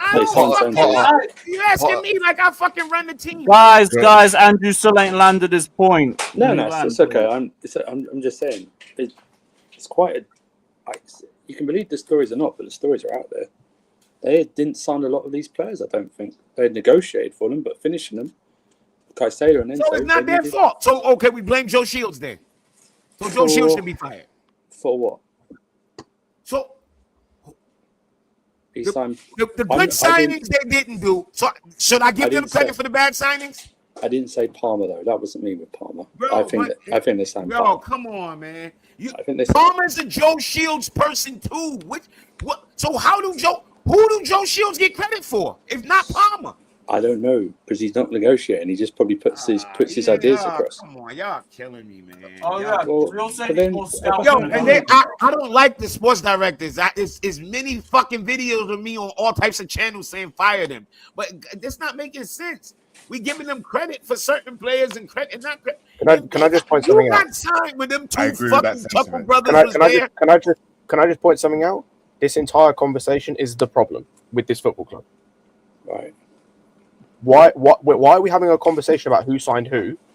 This is the issue when you have 14 different fucking men trying to sign players for a squad. Shouldn't be too. This is why you don't have 14 different guys trying to sign players for a squad. You have one. Well, we got 14. Well, that wasn't even my point. This conversation's the fucking problem. We've got fucking everyone trying to, got too many cooks in the kitchen trying to sign players for this squad. So we're out here arguing, was this a Joe Shields signing? Was this a Win Stanley Win Stanley signing? Was this a Stewart signing? Was this Enzo Maresca putting his... Yeah, was this Maresca putting his... Bro, none of us know because all of them are trying to communicate to each other, which is fucking stupid. I don't know how it goes. All that credit is still, in the start, it's still a failure. To me, it's 3 out of 8. 3 out of the 8 starting 11 were hits for me. The rest of them, I could do without. Some of them I really want to get rid of. Yeah, I'd agree with that. Lavia and Palmer that was the point I was getting to. 3 out of 8 is still a failure to me. I heard that, Daniel. I think more than that. I didn't want to argue about I'm giving Palmer credit or Enzo or Caicedo. I give you credit for all 3. That was great. What about the wingers? Trash. What about the striker? Trash. What about the keeper? Trash. But we reached our target. Well. We reached and our there's target. the other nuance. Y'all, it's like. I think that has been. I think that has been. I don't disagree. Pavel was still reached their targets. We reached our targets, so they're not going to go. No, that's why these cocksuckers are here.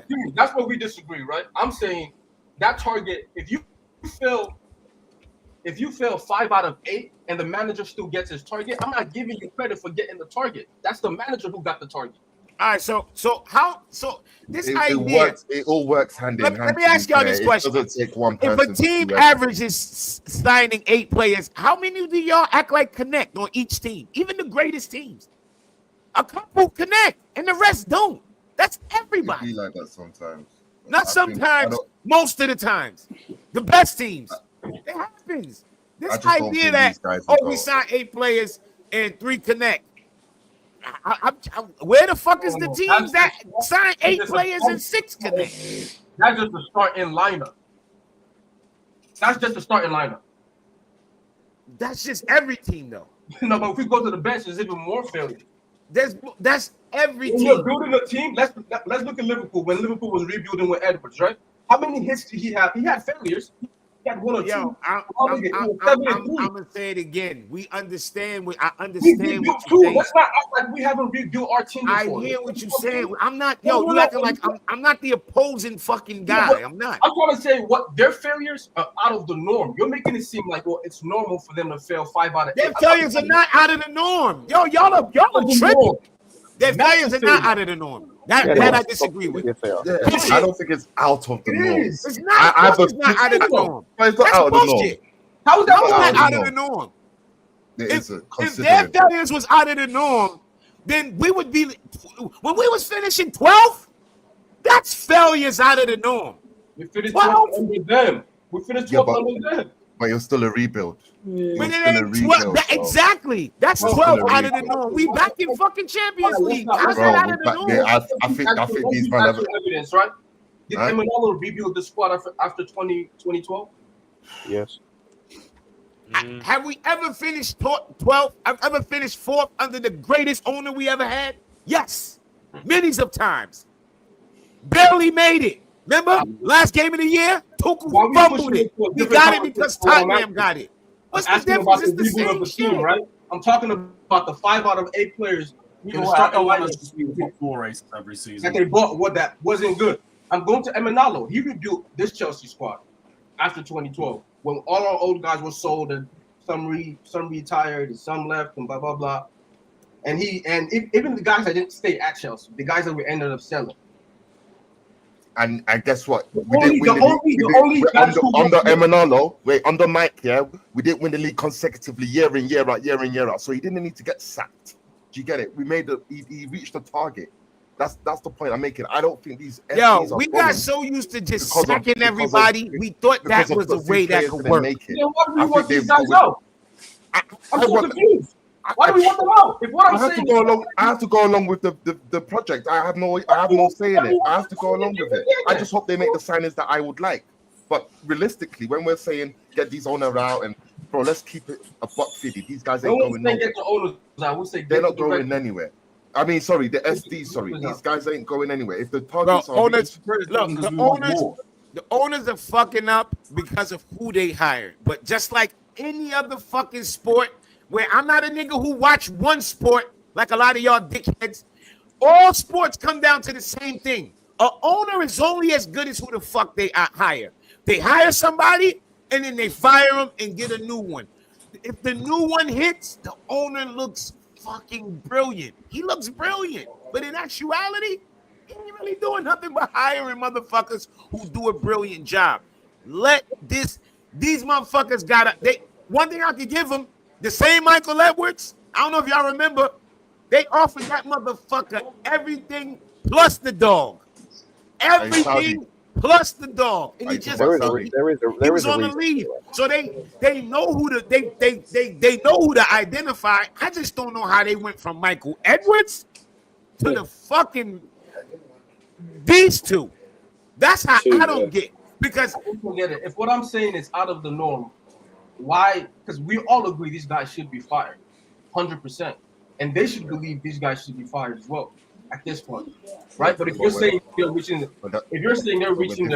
targets, then they shouldn't be fired if they're reaching the target. I don't think they're reaching. I'm not saying that. I'm their saying target is to get players to build a squad. That's their target. The managers that they get in, their targets is to achieve what they're asking to achieve. Oh, achieve this year, top 4, The manager did that.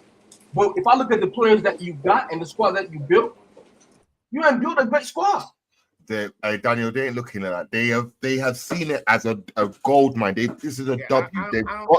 They've got Champions League under their. They don't have separate targets. They've built it, bro. They've built it together. Joe Shields, whoever, the dog, the nan, everyone's involved. Maresca, the players they brought in, whether or not a couple banged or some didn't, they have achieved this gold mine. So the target has been reached. Whatever they planned when they came in 2020, you get me, 2, 3. They've achieved it right now. So now, I don't know, maybe the target, they'll sit down and get back into the Champions League and be competitive. Yeah, I think internally that was the plan.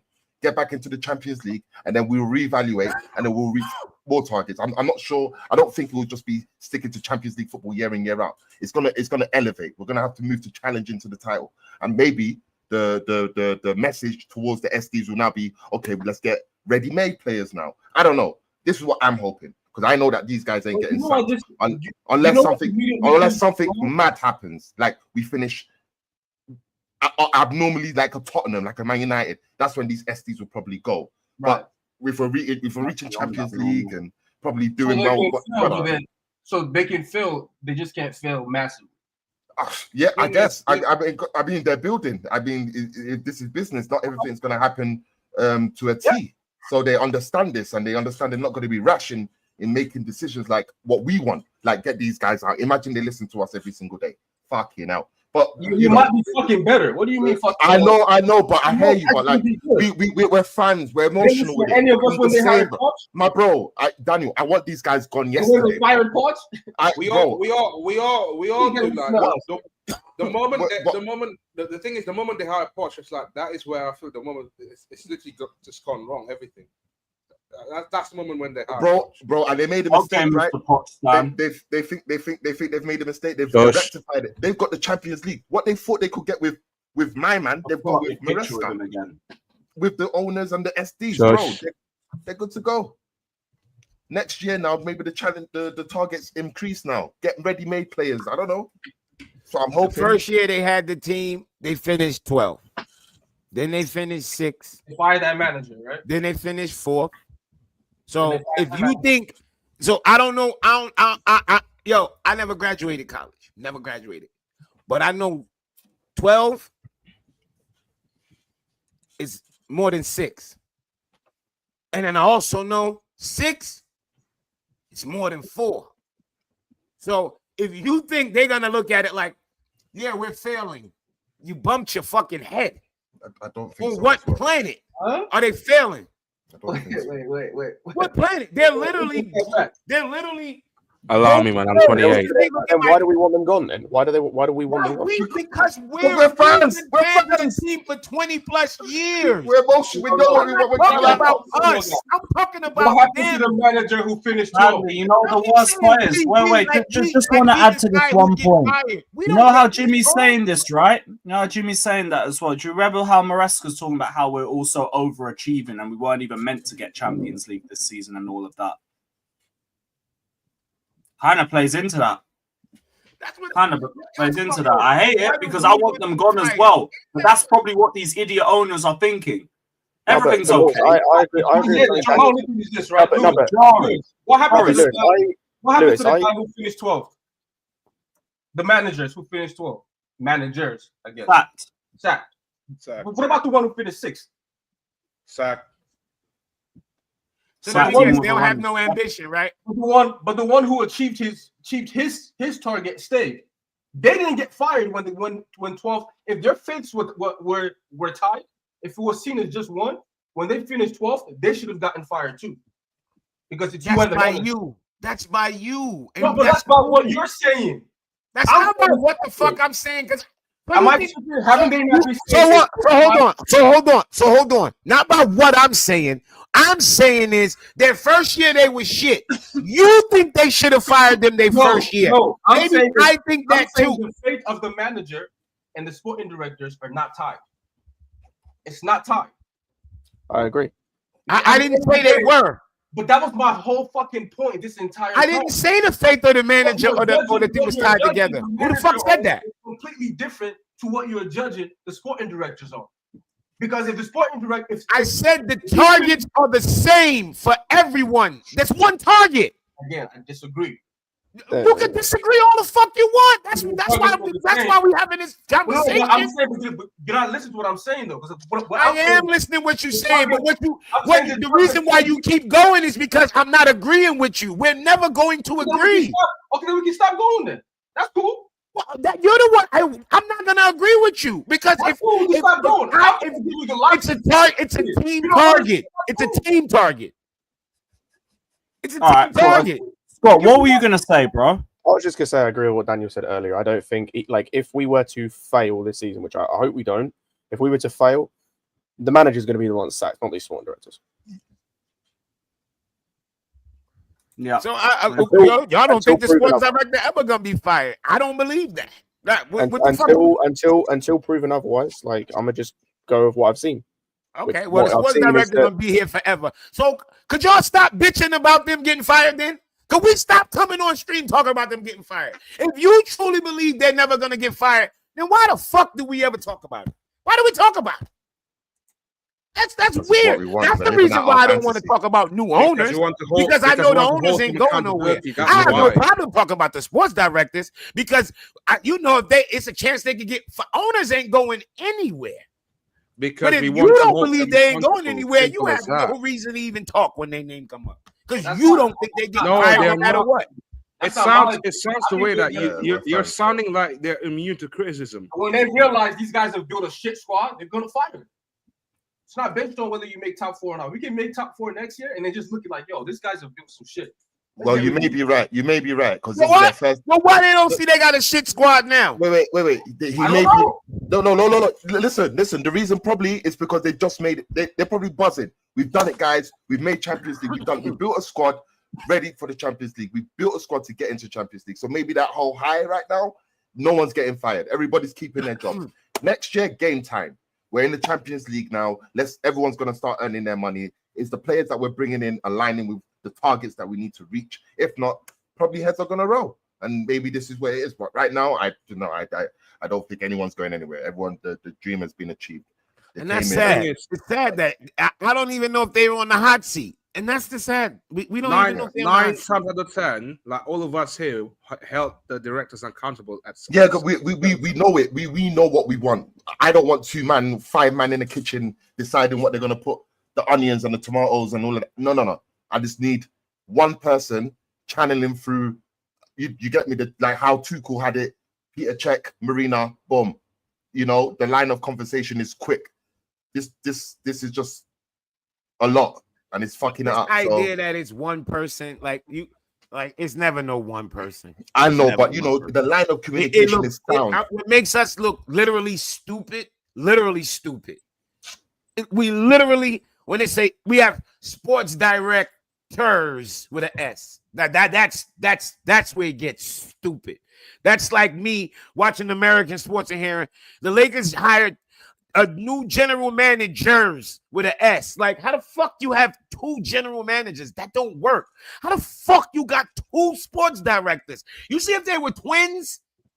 If they were like Paul, like John and Jeff Winstanley, I'd be like, cool. Because I got a lot of brethren that's twins and they literally think alike, move alike, dress alike, everything. I'll be cool with that. They're 2 different fucking dickheads. They didn't even come out of the same vagina. So how the fuck they sitting there agreeing on anything? I don't know. I can't even begin to understand how. Why, man? I would love to hear the dynamic of how it works. How the fuck 2 different people decide this? How does this shit work? It's 3 people because we know that Shields is involved. To what capacity is unknown, but we know he's involved. And by the way, I want Jason. That's the part where I say it's always more than one. You know what I mean? But Jimmy, I think because there is more than one. But like JC's point earlier about Liverpool have 5 cooks. No, they don't have 5 cooks. Yeah, no, it ain't no in terms of the top level. Yeah, you got a sous chef, you got a prep cook. You ain't got no bullshit. Like if you look in terms of who's actually in charge of the football stuff, in terms of like on pitch, right? In terms of signings and in terms of that kind of stuff, manager. It's Michael Edwards, it's Julian Ward, and it's Richard Hughes. It's 3 because that's normally how it is. You got the managing director, the sporting director, and the technical director. Technical director. Mm-hmm.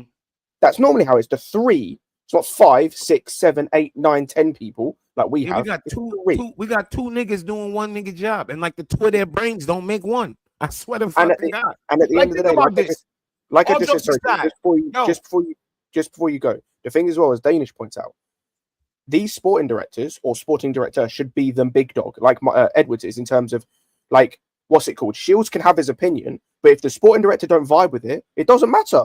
It does not matter. Should be able to say shoe fly shoe. But that's where I say there's way more cooks in terms of what we need, because the fact that there are players in this team that I know for a fact that Shields has had a hand in signing, he's part of it. Then so that's 3 guys that are part of like the players we're signing, in terms of having says on who we're signing outside of the manager. That's not normal. That's never normal and shouldn't be normal.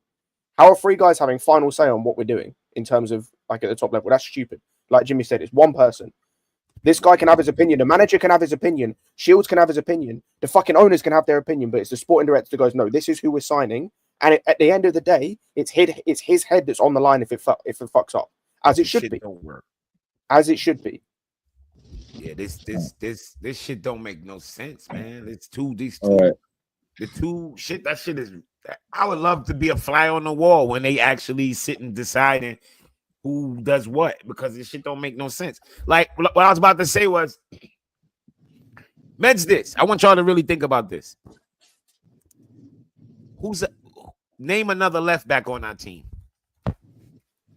Samuel Smith, Vega. That's it.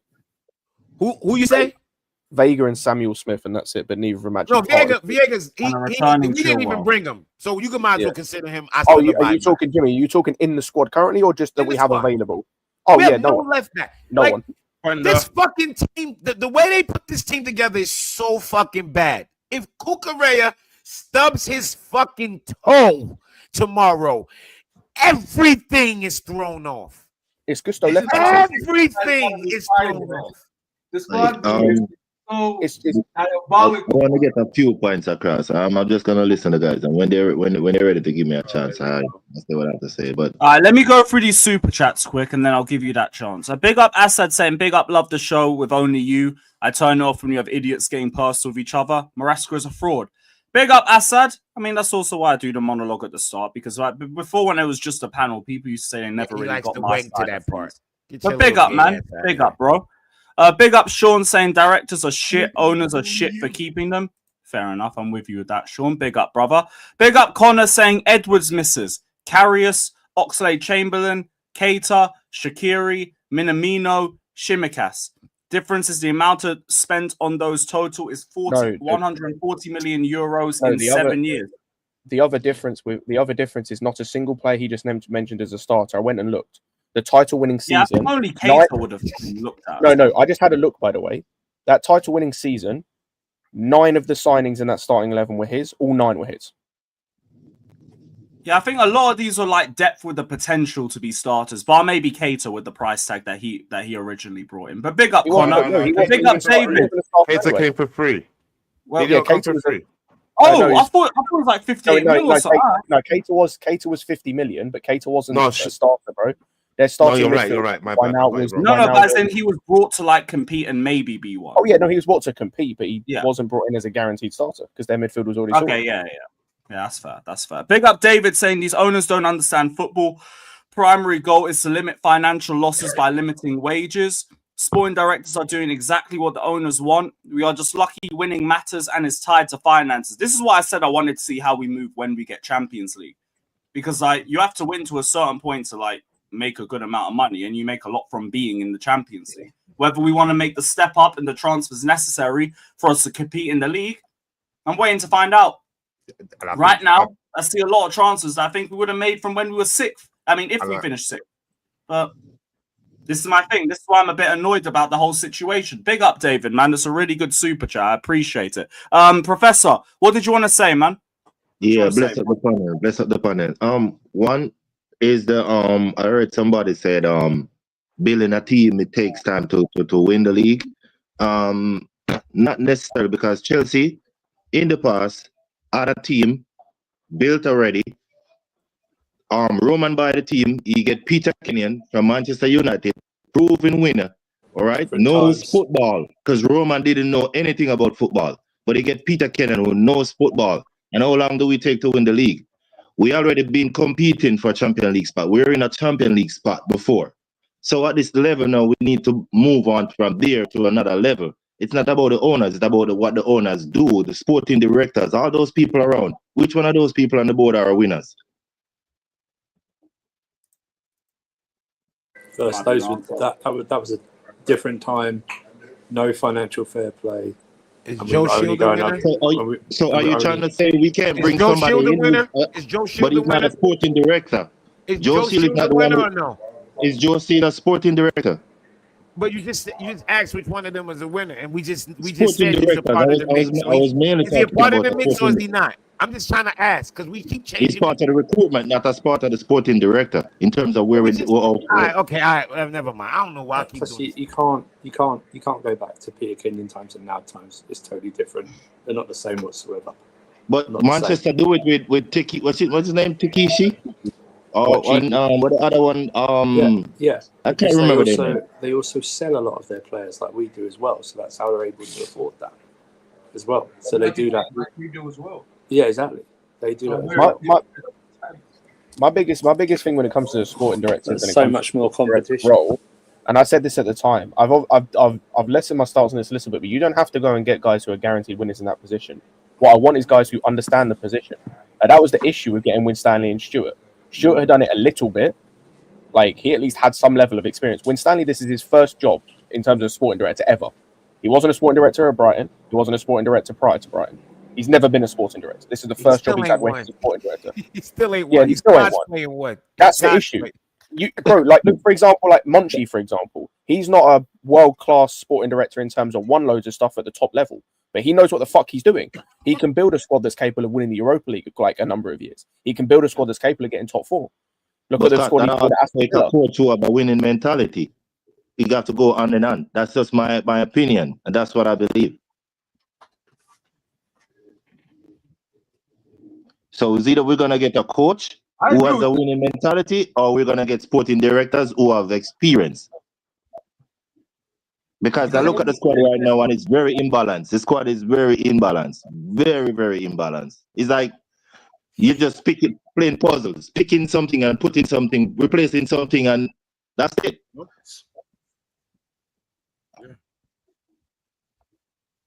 Yeah, we know this. Yeah. As Jimmy just stated, who is the left back who is challenging Cucurella? We ain't got one. We ain't Quenda. Quenda and what's it called? I said Quenda. Quenda's not Quenda's a fucking attacker. You play Quenda at left back, he'll be looking to get a fucking transfer. I thought he was left playing back. Y'all don't bumped y'all he was fucking head. playing Left wing back. back. He was playing Quenda. wing back before Left he- back. Are you out of your mind? Oh, Fata, God bless you, man. Left back. Quenda. I think a lot of people are getting their hopes up because we qualify for a top four and they haven't seen the real problem. I keep on seeing the real problem from the season until the end of the season, and I'll continue to say a lot of people praises our midfield, but our midfield is a big problem. I mean, wrong. Wow, we can argue that right now. I can roll up another. All right, Jimmy, we could have this debate. Go ahead. Nothing wrong with our midfield. Tell me what. Zero. You don't think big problem in the midfield? We have two luxury players in the midfield. Two That's what? why it's unable to affect us. Whoa. Two what? Two luxury players in the midfield. Two luxury players? Yes. What does that mean? I mean, when I say a luxury player, I mean like a Cole Palmer is a star player. So when his ability to affect the game is on the ball, so is like Lionel Messi at Barcelona. So you don't get a lot of defensive work from him. That's bullshit. You know. So what? You got Caicedo and you got Enzo doing the dirty but work. Caicedo is the only one. So hold on. You need two mid. So let me ask you this question. City, how many luxury players and how many would they have? How did you consider that? All right. Do you know to stick the midfield and who works in that midfield? Before you ask me that question, you gotta listen. You gotta watch a team that plays. I'm asking you so you could break it down for me. I'm gonna go through a You're the different one who brings midfield. City to me. You're the one who brings City to me. That's what. So I'm asking you. How would you break down their midfield? You hear what I'm asking? I was gonna name a few teams and hear how you break them down. You know, Enzo does both sides of the work this last season, don't you? What do you mean Enzo not doing no dirty work? Are you fucking dumb? What ball do y'all watch? Exactly. What? Who wins the ball in the first third? What the fuck are y'all talking about? Hey, Jimmy, You're telling me Enzo don't win the ball in the attacking third? Chelsea and see what Cole Palmer What the fuck are y'all talking about? Yo, y'all niggas is retarded. All right, You niggas is fucking retarded. You niggas is retarded. You niggas is fucking retarded. You niggas is retarded. Y'all think doing dirty work is just what Caicedo do? That's what y'all think it is? Motherfuckers is stupid. Y'all motherfuckers is stupid. I swear to God, this fan base is the most dumbest fucking fan base I've ever seen in my life. Stupid as fuck. Listen to what I'm saying. We literally just had a midfielder have 20 plus G&A. If Enzo played for Crystal Palace right now, y'all motherfuckers would be wanting to give $256 million and a blowjob to go get him. You niggas, you same niggas, yo. You same fucking niggas. And Plus, he does dirty work as well. When you talk to real people who watch football and not this internet Twitter banter shit, they all love Enzo. All my friends who love midfielders, I got especially a lot of my Jamaican friends who love midfielders. When they be like, yo, that fucking Enzo y'all got, yo, Jimmy, I would love to have Enzo. I be like, yeah, I know. Our fan base don't deserve him because they like Gallagher's. They like Mason Mounts. They think that's what midfield is about. Enzo is not that. They think that's what they think midfield is. That's what they think midfield is. Heritage. They think if you do 5 step overs and a piece, that's a midfielder. They don't know shit. Get that off, man. Fuck Gallagher. Gallagher don't even play for Chelsea. They don't know shit. They don't know shit about fucking football. I hate what football turned into. I really fucking do. I really do. Yeah, but Enzo don't do nothing. Do y'all fucking see Enzo work in the attacking half? Not when he have to chase people. That's not what he does. Look what he does when he's pressing. Look how many fucking interceptions, tackles and shit, and duels and shit do we win every week? Just look at those numbers. Nobody ever talks about him.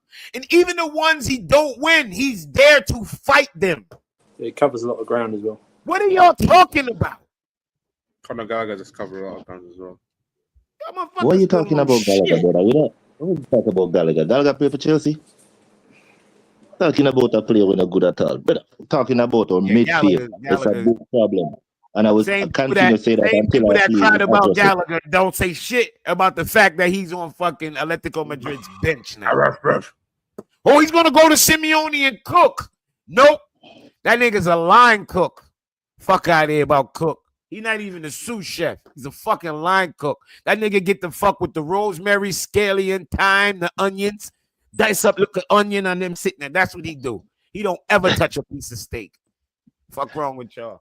Y'all don't know shit. I'm starting to realize that a lot of you motherfuckers who come in here literally every day y'all come in here and y'all at every watch along. And now you know what I'm starting to realialize? Y'all not watching football. Y'all jerking off. But Jimmy, that's why Lewis, I like to just you on camera. You ain't jerking off to Lewis being on camera. You have to have a call on people with your bike and now make sense, Jimmy, because you're wrong as well. No time your point about just for the record, the people are talking off because you make you make a lot of bullshit points also. What you say? You make a lot of bullshit points also. You're not always correct. I didn't say nothing about always being correct, but let's go at it though. Go ahead, bring up my bullshit points. I'm here for it, nigga. Go ahead, bring it up. What's my bullshit points? Because you just said our midfield got a problem, and last time I checked, we got the best fucking midfield in the Prem. Or midfield is a problem. Fuck you talking about? Or goalkeeper is a problem. Or defense is a problem. No, you said our midfield. You said our midfield is a problem. Yes, it is. You said our midfield is a problem, and it is a problem. And I will continue to say that because it is a problem. Our midfield's the best fucking midfield in the Prem. Fuck you talking about? No, I wouldn't go that far. I wouldn't go that far. I'm going that far. You ain't got to go that far. I said it. So you're saying our midfield is better than? What's your point on the midfield? Let's hear it. Let's hear it just for the sake of conversation. Let's hear it. Go on, Professor. All right. So every time when I watch Chelsea, in possession or out of possession, we look disorganized. We look in disarray. You know what I'm saying? We don't press as a team, midfield. You know what I'm saying? Even when we're orchestrating our attack. When you look at our midfield, it could be a systematic thing where Maresca just have Caicedo in the midfield. You know what I'm saying? And maybe it's a way I think with a player like Enzo should be playing. So because he's not doing that, maybe I'm just seeing it in that order. Because all I see is just Caicedo. Caicedo wins the ball. Caicedo dictates the play. You know what I'm saying? And we have Cole Palmer, we have Enzo in there, which I'd love to see them more on the ball when they're going forward. And Caicedo's on the ball more than Palmer and Enzo.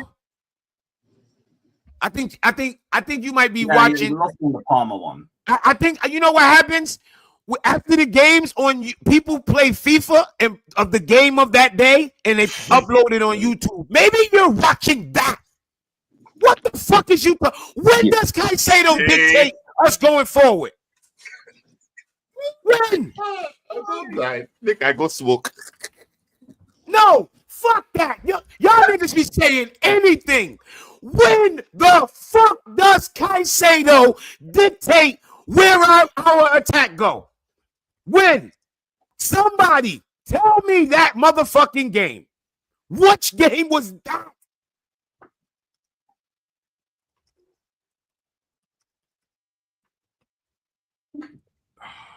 Anybody? What game was that? Somebody tell me the game where Caicedo was dictating the game. You talking to Professor? Professor, what's no, he needs help. Fuck you talking about? I'm not talking to Professor no more. He needs help. I don't die. No, I'm saying this dude was confused to anybody. I know anybody. Class dismissed. Y'all you could have said so much things about this team that's bad. You picked the midfield. You crazy? Our midfield? Our midfield is fucking great. That's what saves us. Our midfield. Enzo's more of a playmaker, isn't he? He's the one who said Caicedo gets on the ball more than Enzo. If Jimmy's saying that, who is he saying that to? Why are we saying everybody? No,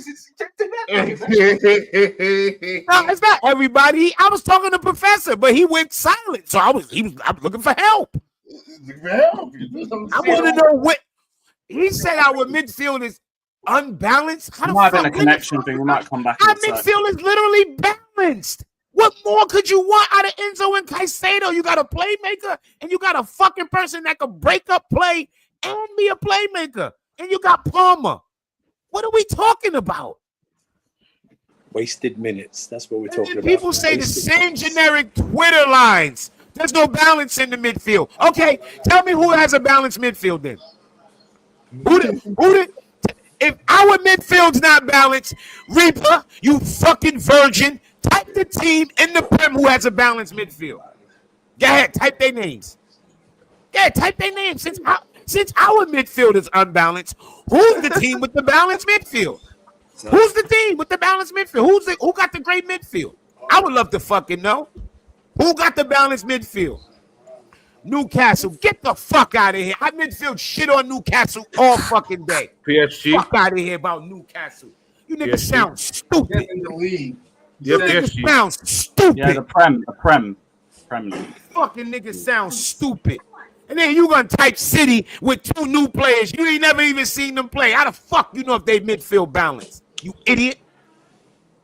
Dumbass niggas.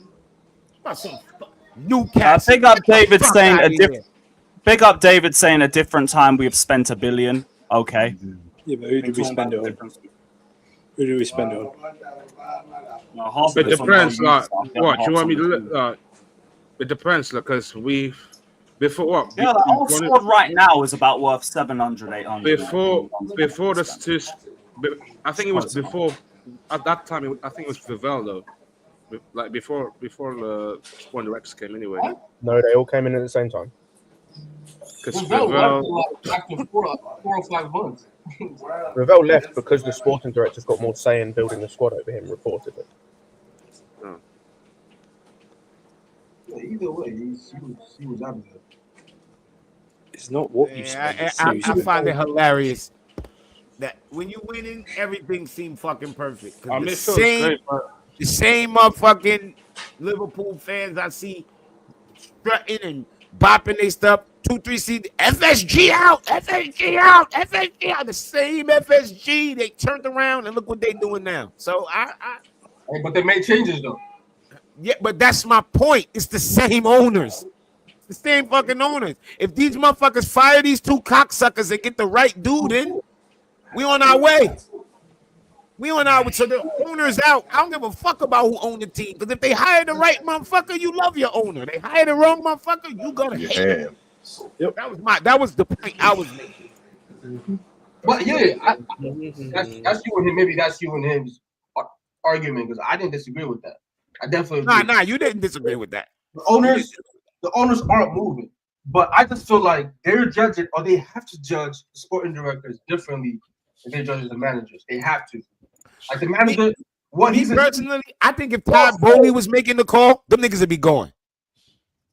If it was Todd Bowley's call, they would be going, bro. They'll be going. I had no doubt in my mind. No doubt in my mind. If it was Todd Bowley's call, they'll be going. It'd be gone. Because honestly, you need a guy in there who's willing to take a risk of like, listen, it's on me. If it doesn't work, I'm getting laid out. These guys, they ain't trying to, oh, you don't want, all right, cool, we'll get. Nah, fuck it. I'll get this because I want to win. I want to be the sporting director who gets Chelsea back to fucking winning. So I'm going to get you the young players that you want, but also get you these guys and win it. So it doesn't matter what the ownership wants. There are sporting directors out there who would be able to get them what they want while also making us a team that can fucking win. That's why, like, ownership or not, these guys got to go. Yeah, I don't like these. When I was completely done with these dudes, January, when they really didn't get a striker. Yeah, I was done. I was completely Strasbourg, mate. And Jimmy, I was done with them before that, but that was like done. I'm like, there's no coming back from this. I lit my head up that one. And Jimmy, like, even at I hated that January window anyway, but that January window is made to look worse so far by the lack of inaction so far. Obviously, if they get people in, then it might make it look better. But bro, the fact that they spent apparently 6 months doing important groundwork, or whatever the fucking buzzword was at the time, important groundwork on signings, and the only dude they brought in was a release clause. Yeah. Well, it's not even. You got to give them. It's easy to say that, but you got to give them credit because they did have to convince them. Because it's not like Delap was. Delap. Like we forget, Delap wasn't a green light. He wasn't. Remember, Delap actually did his rounds. From his interviews, that was the greenest light I've ever seen. This motherfucker wanted to come to Chelsea. Yeah. Yeah, I ain't fuck that interview. He went to go see Everton. I believe him. Fuck that interview. Let's talk facts. He went to Man U, talked to them. He went to Everton, talked to them, and I think he went to Tottenham. Where he went to them. If he only wanted Chelsea, he ain't going to talk to nobody else. You know who Caicedo didn't talk to? Anybody. Liverpool called. He said thank you, but no thank you. That nigga, he actually went to them with his fucking Newcastle with his team and sat down and talked. That nigga won. He had options, and he chose Chelsea. He chose Chelsea. He had options. And he chose Chelsea. That nigga had options, and he went and and I'm not saying every player don't, but some players they have options and they ain't listening to shit. And Caicedo was one of them. Fuck what he said in the interview. His actions proved it. One club. I'm going one place. I'm going to Chelsea. Even when they came with more money, all this better position and all that. Nope. I'm going to Chelsea. That nigga Delap. I'm not saying he didn't. Chelsea might not have been his first choice or whatever, but he went. That his head could have been turned. His head could have been fucking turned. Yeah, we did mad groundwork on Delap too. Fuck you talking about? We've been hearing about Delap for a year. We've been here about the lap for a year. What you mean it wasn't a hard choice? But y'all the ones that said Newcastle got the better midfield, right? They got Champions League and a better midfield. Why wouldn't he go to Newcastle? Huh? That's not a bad choice. Fan base, heritage, size of the club. Why wouldn't he go to Newcastle, right? Shut the fuck up. Big up Saul, man. He said saying the midfield is an issue is a diabolical take. I can't believe we spent so much money and don't have backup for Cucurella and are desperate for a left wing. Even that, the centre back, the strike. Well, the strike. Yeah, we need a left back. Fucking Sanchez is going to be our number one for another year, and bad enough. That one, I don't even need to talk about anything else. We're about to go into another year with Robert Sanchez as our number one. I'm meant to be thinking title charge. Taking the piss. Yeah, you weren't meant to think title charge anyway. No, I know, but I keep telling myself 4 seasons under Clearlake, and you're telling me no title charge. Really? Yeah, that's what when Lewis says that same with me. Well, I want a title challenge. I'm under no illusion it's top 4 this season if our window is how it is, which I don't think it will be. But even if we get like a Gittens, let's say a Hato, and let's say a Kolo Muani, I'm still saying top 4. But I want a title challenge because, like Lewis said, you've been here 4 years. Like, you got top 4, that's cool. The next step after top 4 is not to consolidate that. We're not Arsenal. You build on that. And the building on that is a title challenge. Yeah, if it's another top 4 race, I'm not going to be happy with the season because it should be more than that. It should be. It should be more. It should be. You base a title challenge on your recruitment. That's exactly what I was about to say as well. I think then if we're gonna go for it, the recruitment has to be, it has to be on point, bro. Yeah, this can't be it. If you're telling me this is it, this ain't challenging nothing, bro. Liverpool just dropped 150 M's on that motherfucker, man. They're ready to splash, and I'm sure other teams are gonna. You get me? You can't. Not even the Verts thing. What a goal! What a goal! The Verts thing ain't the biggest thing. Like, because they spent all that money. They went and literally lost their right back, instantly got a backup. Wow! Their left back. Oh, this is with 10 men. I might be going to get a centre back to partner Van Dijk. Like, they might have completely rebuilt their defense in one window. Imagine. Oh, damn, good finish. Michael Edwards. Yeah, but that's predicting all they players hit. We don't know about that. It's like my prediction of the year, Ryan Jerky. Right. Big up to David saying Caicedo has the most touches in our midfield. I'm actually not even shocked by that. It would be My central defensive midfielder had the most touches. What team doesn't? The first man take the ball off the back had the most touches. Who would ever guessed it? I know, we've been here before, innit? We've been here before. Big up Connor saying Enzo averaging 3 tackles per game and same percentage of ball recoveries as defensive mid Declan Rice. Huh? Wait, what? I told you. Yo, no, I don't have to have this conversation. I watch the games. These niggas don't watch the games. They watch us. No, I know he's improved defensively, but same as Rice. About? I ain't even arguing with nobody about this. They don't watch ball. Don't people realize he's up there? He's up there for covering. They don't watch ball. They listen to what we say. Let's do Enzo Rice. Love it. You're not about to tell me I don't watch what I'm watching. Let me run banter, man. Why you always gotta be serious? I'm talking about Arsenal slander. Let it run. Come on, man. Enzo also top 5 in the Prem. Enzo also top 5 in the Prem in key passes and chances created. These niggas live their life by comps. They'll get a comp, right? And be like, look at this last 60 shots. And it'll be somebody like Mo Salah who got 50 goals on the season. And you'll see some bad shots. And you'll be like, so what are you showing me here? What is this shit? What are you showing me? Enzo's what are you showing me? Player. He's a luxury player. Luxury. I said, yo, this dude gets down and dirty. No, he's not the best tackler in the world. That's not his job. But the way he presses in the final third, that shit is that. I don't know what y'all be watching. Enzo is a playmaker. I don't know what y'all be watching. You look at a lot of our transitions, a lot of our breakaway goals. It's Enzo tackle that starts that shit. But y'all go off of the result. That's all y'all go off of, the end product. That's what y'all see. Yeah, Y'all don't ever look and see how it started. Y'all, you know when y'all do that? Y'all only do that when a goal is scored on us. That's when y'all go actually break down the play. Look, we all know Enzo is a playmaker. So, but he's more than that. Enzo created the Delap chance. He got the ball in midfield. He's a box crusher, isn't he? Pass for Box crusher. He's box crusher. Is he a box crusher or a playmaker? What is it? Because you've described two different things.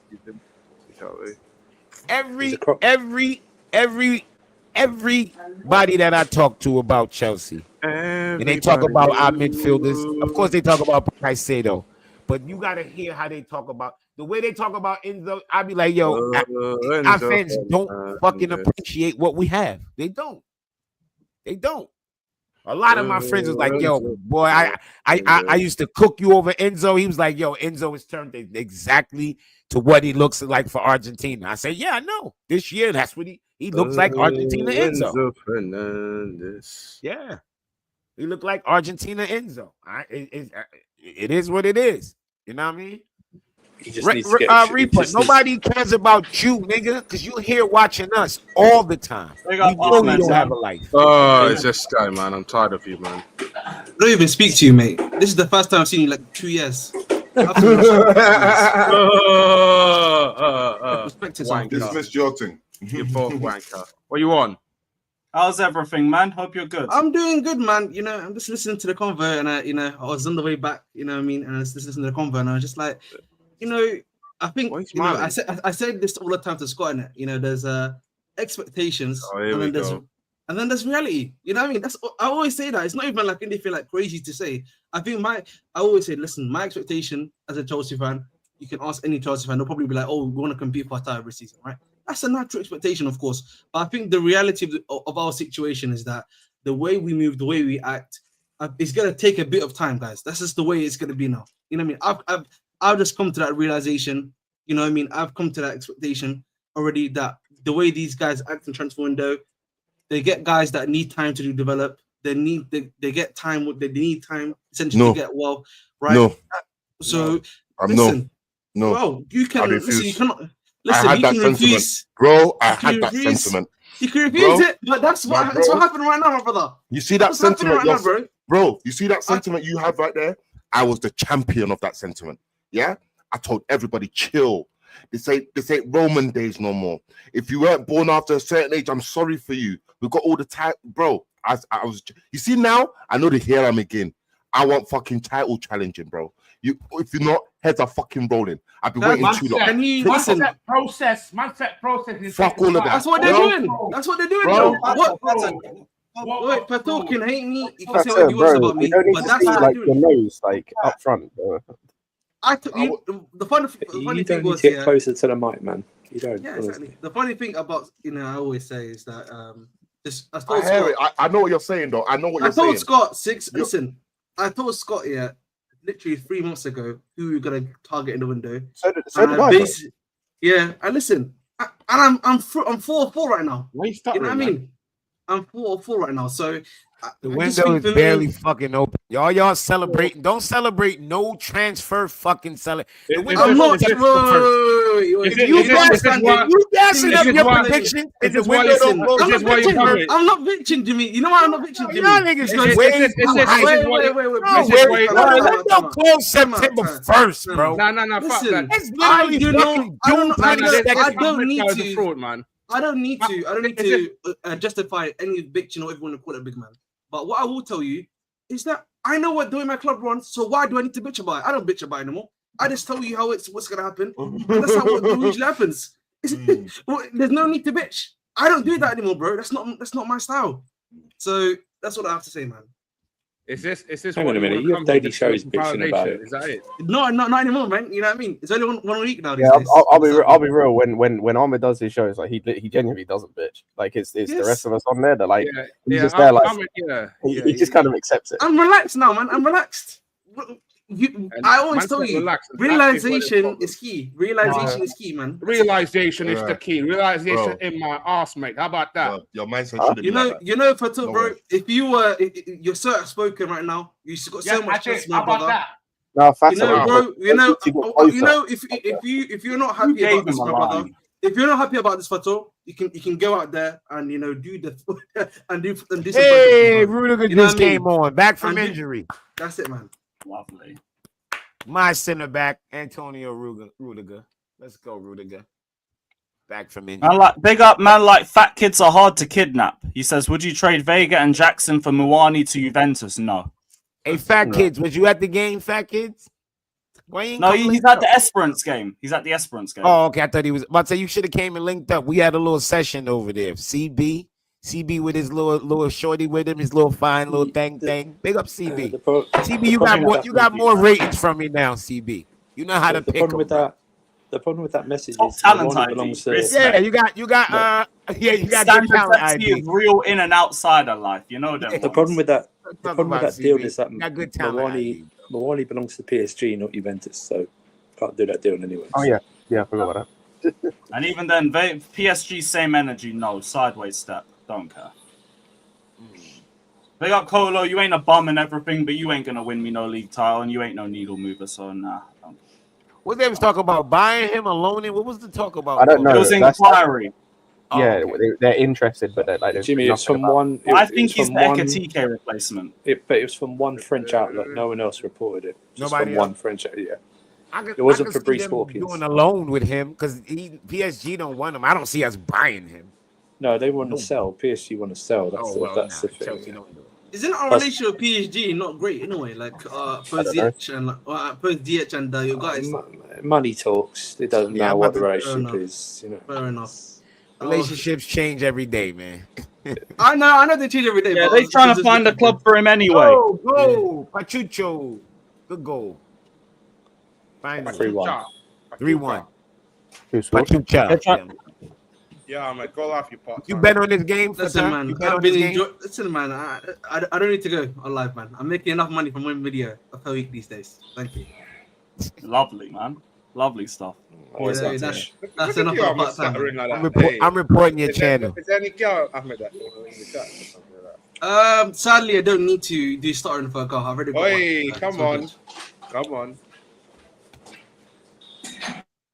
How do I feel about the Omega stuff? I don't care. It's 2026, isn't it? Pattern 2025. Man said, how do you feel about a transfer that's for next year? Brother, the window's it just shows you the shit they ready to crash out on. The window has been open. Sorry, the window has been open a week, and you're asking me about deals for 2026. Like, half this funnel is crashing out about stuff right now, and they're asking you about. Yeah, I'm still pissed about Mignon. Guys, ask that nigga about next year's striker that's gonna go on loan. Guys, let me be Yeah, honest no, with you I guys. appreciate it, but I don't care too much. Can't be honest with you guys. The way we're going, half this fucking panel won't be here in 2026 anyway. We've had aneurysms, so let's just, you know what I mean. Let's Damn straight. You know what I mean. Why do you guys speak about Quenda? Yeah, shit, I hear that, man. I still ain't watched the comps back yet. I still need to watch them. Yo, I heard he's done well still, but I care about now, innit? One players for now. Danish is dreaming about 2030, man. We got to Danish. No, my thing when I talk about Quenda is I talk about squad building. When it comes to Omega, I'll talk about the same thing. This is why I said I don't think we should buy Kolo Muani, like I said earlier. What's Omega? Who's Omega? The Strasbourg striker. for Strasbourg. If you're asking, he's talking about Kenny Omega. Why is he talking about wrestling? Oh my god! No, but if you're asking like how he is as a player, would I rate him? Would he start? Bro, I don't fucking know. Like that, it's the same with Quenda. Like I think Quenda might start, but I don't really know. But when I talk about him, I talk about planning. I'm not going to talk about them as players because I don't know. Because in a year they could change. That's it. That's it. Yeah. Big up Chic TV in the chat. Big up my guy. Hope you're well. And yeah, look. Whoa. Whose mic was that? Andrew's. Andrew's. God knows. I big up every single one of you that's locked in, though. We're going to wrap up the stream here anyway. I'm going to send everyone over to Casually FC because they're going to be live in about half an hour or so. So hit the notification. Smash the likes there if you ain't done so already. Wait, man are saying LB Raid as well. Perfect. That LB Raid's going straight over to Casually. Love that. Everyone head over, though. It's been a great chat. And we'll see you all tomorrow. Up the Chelsea.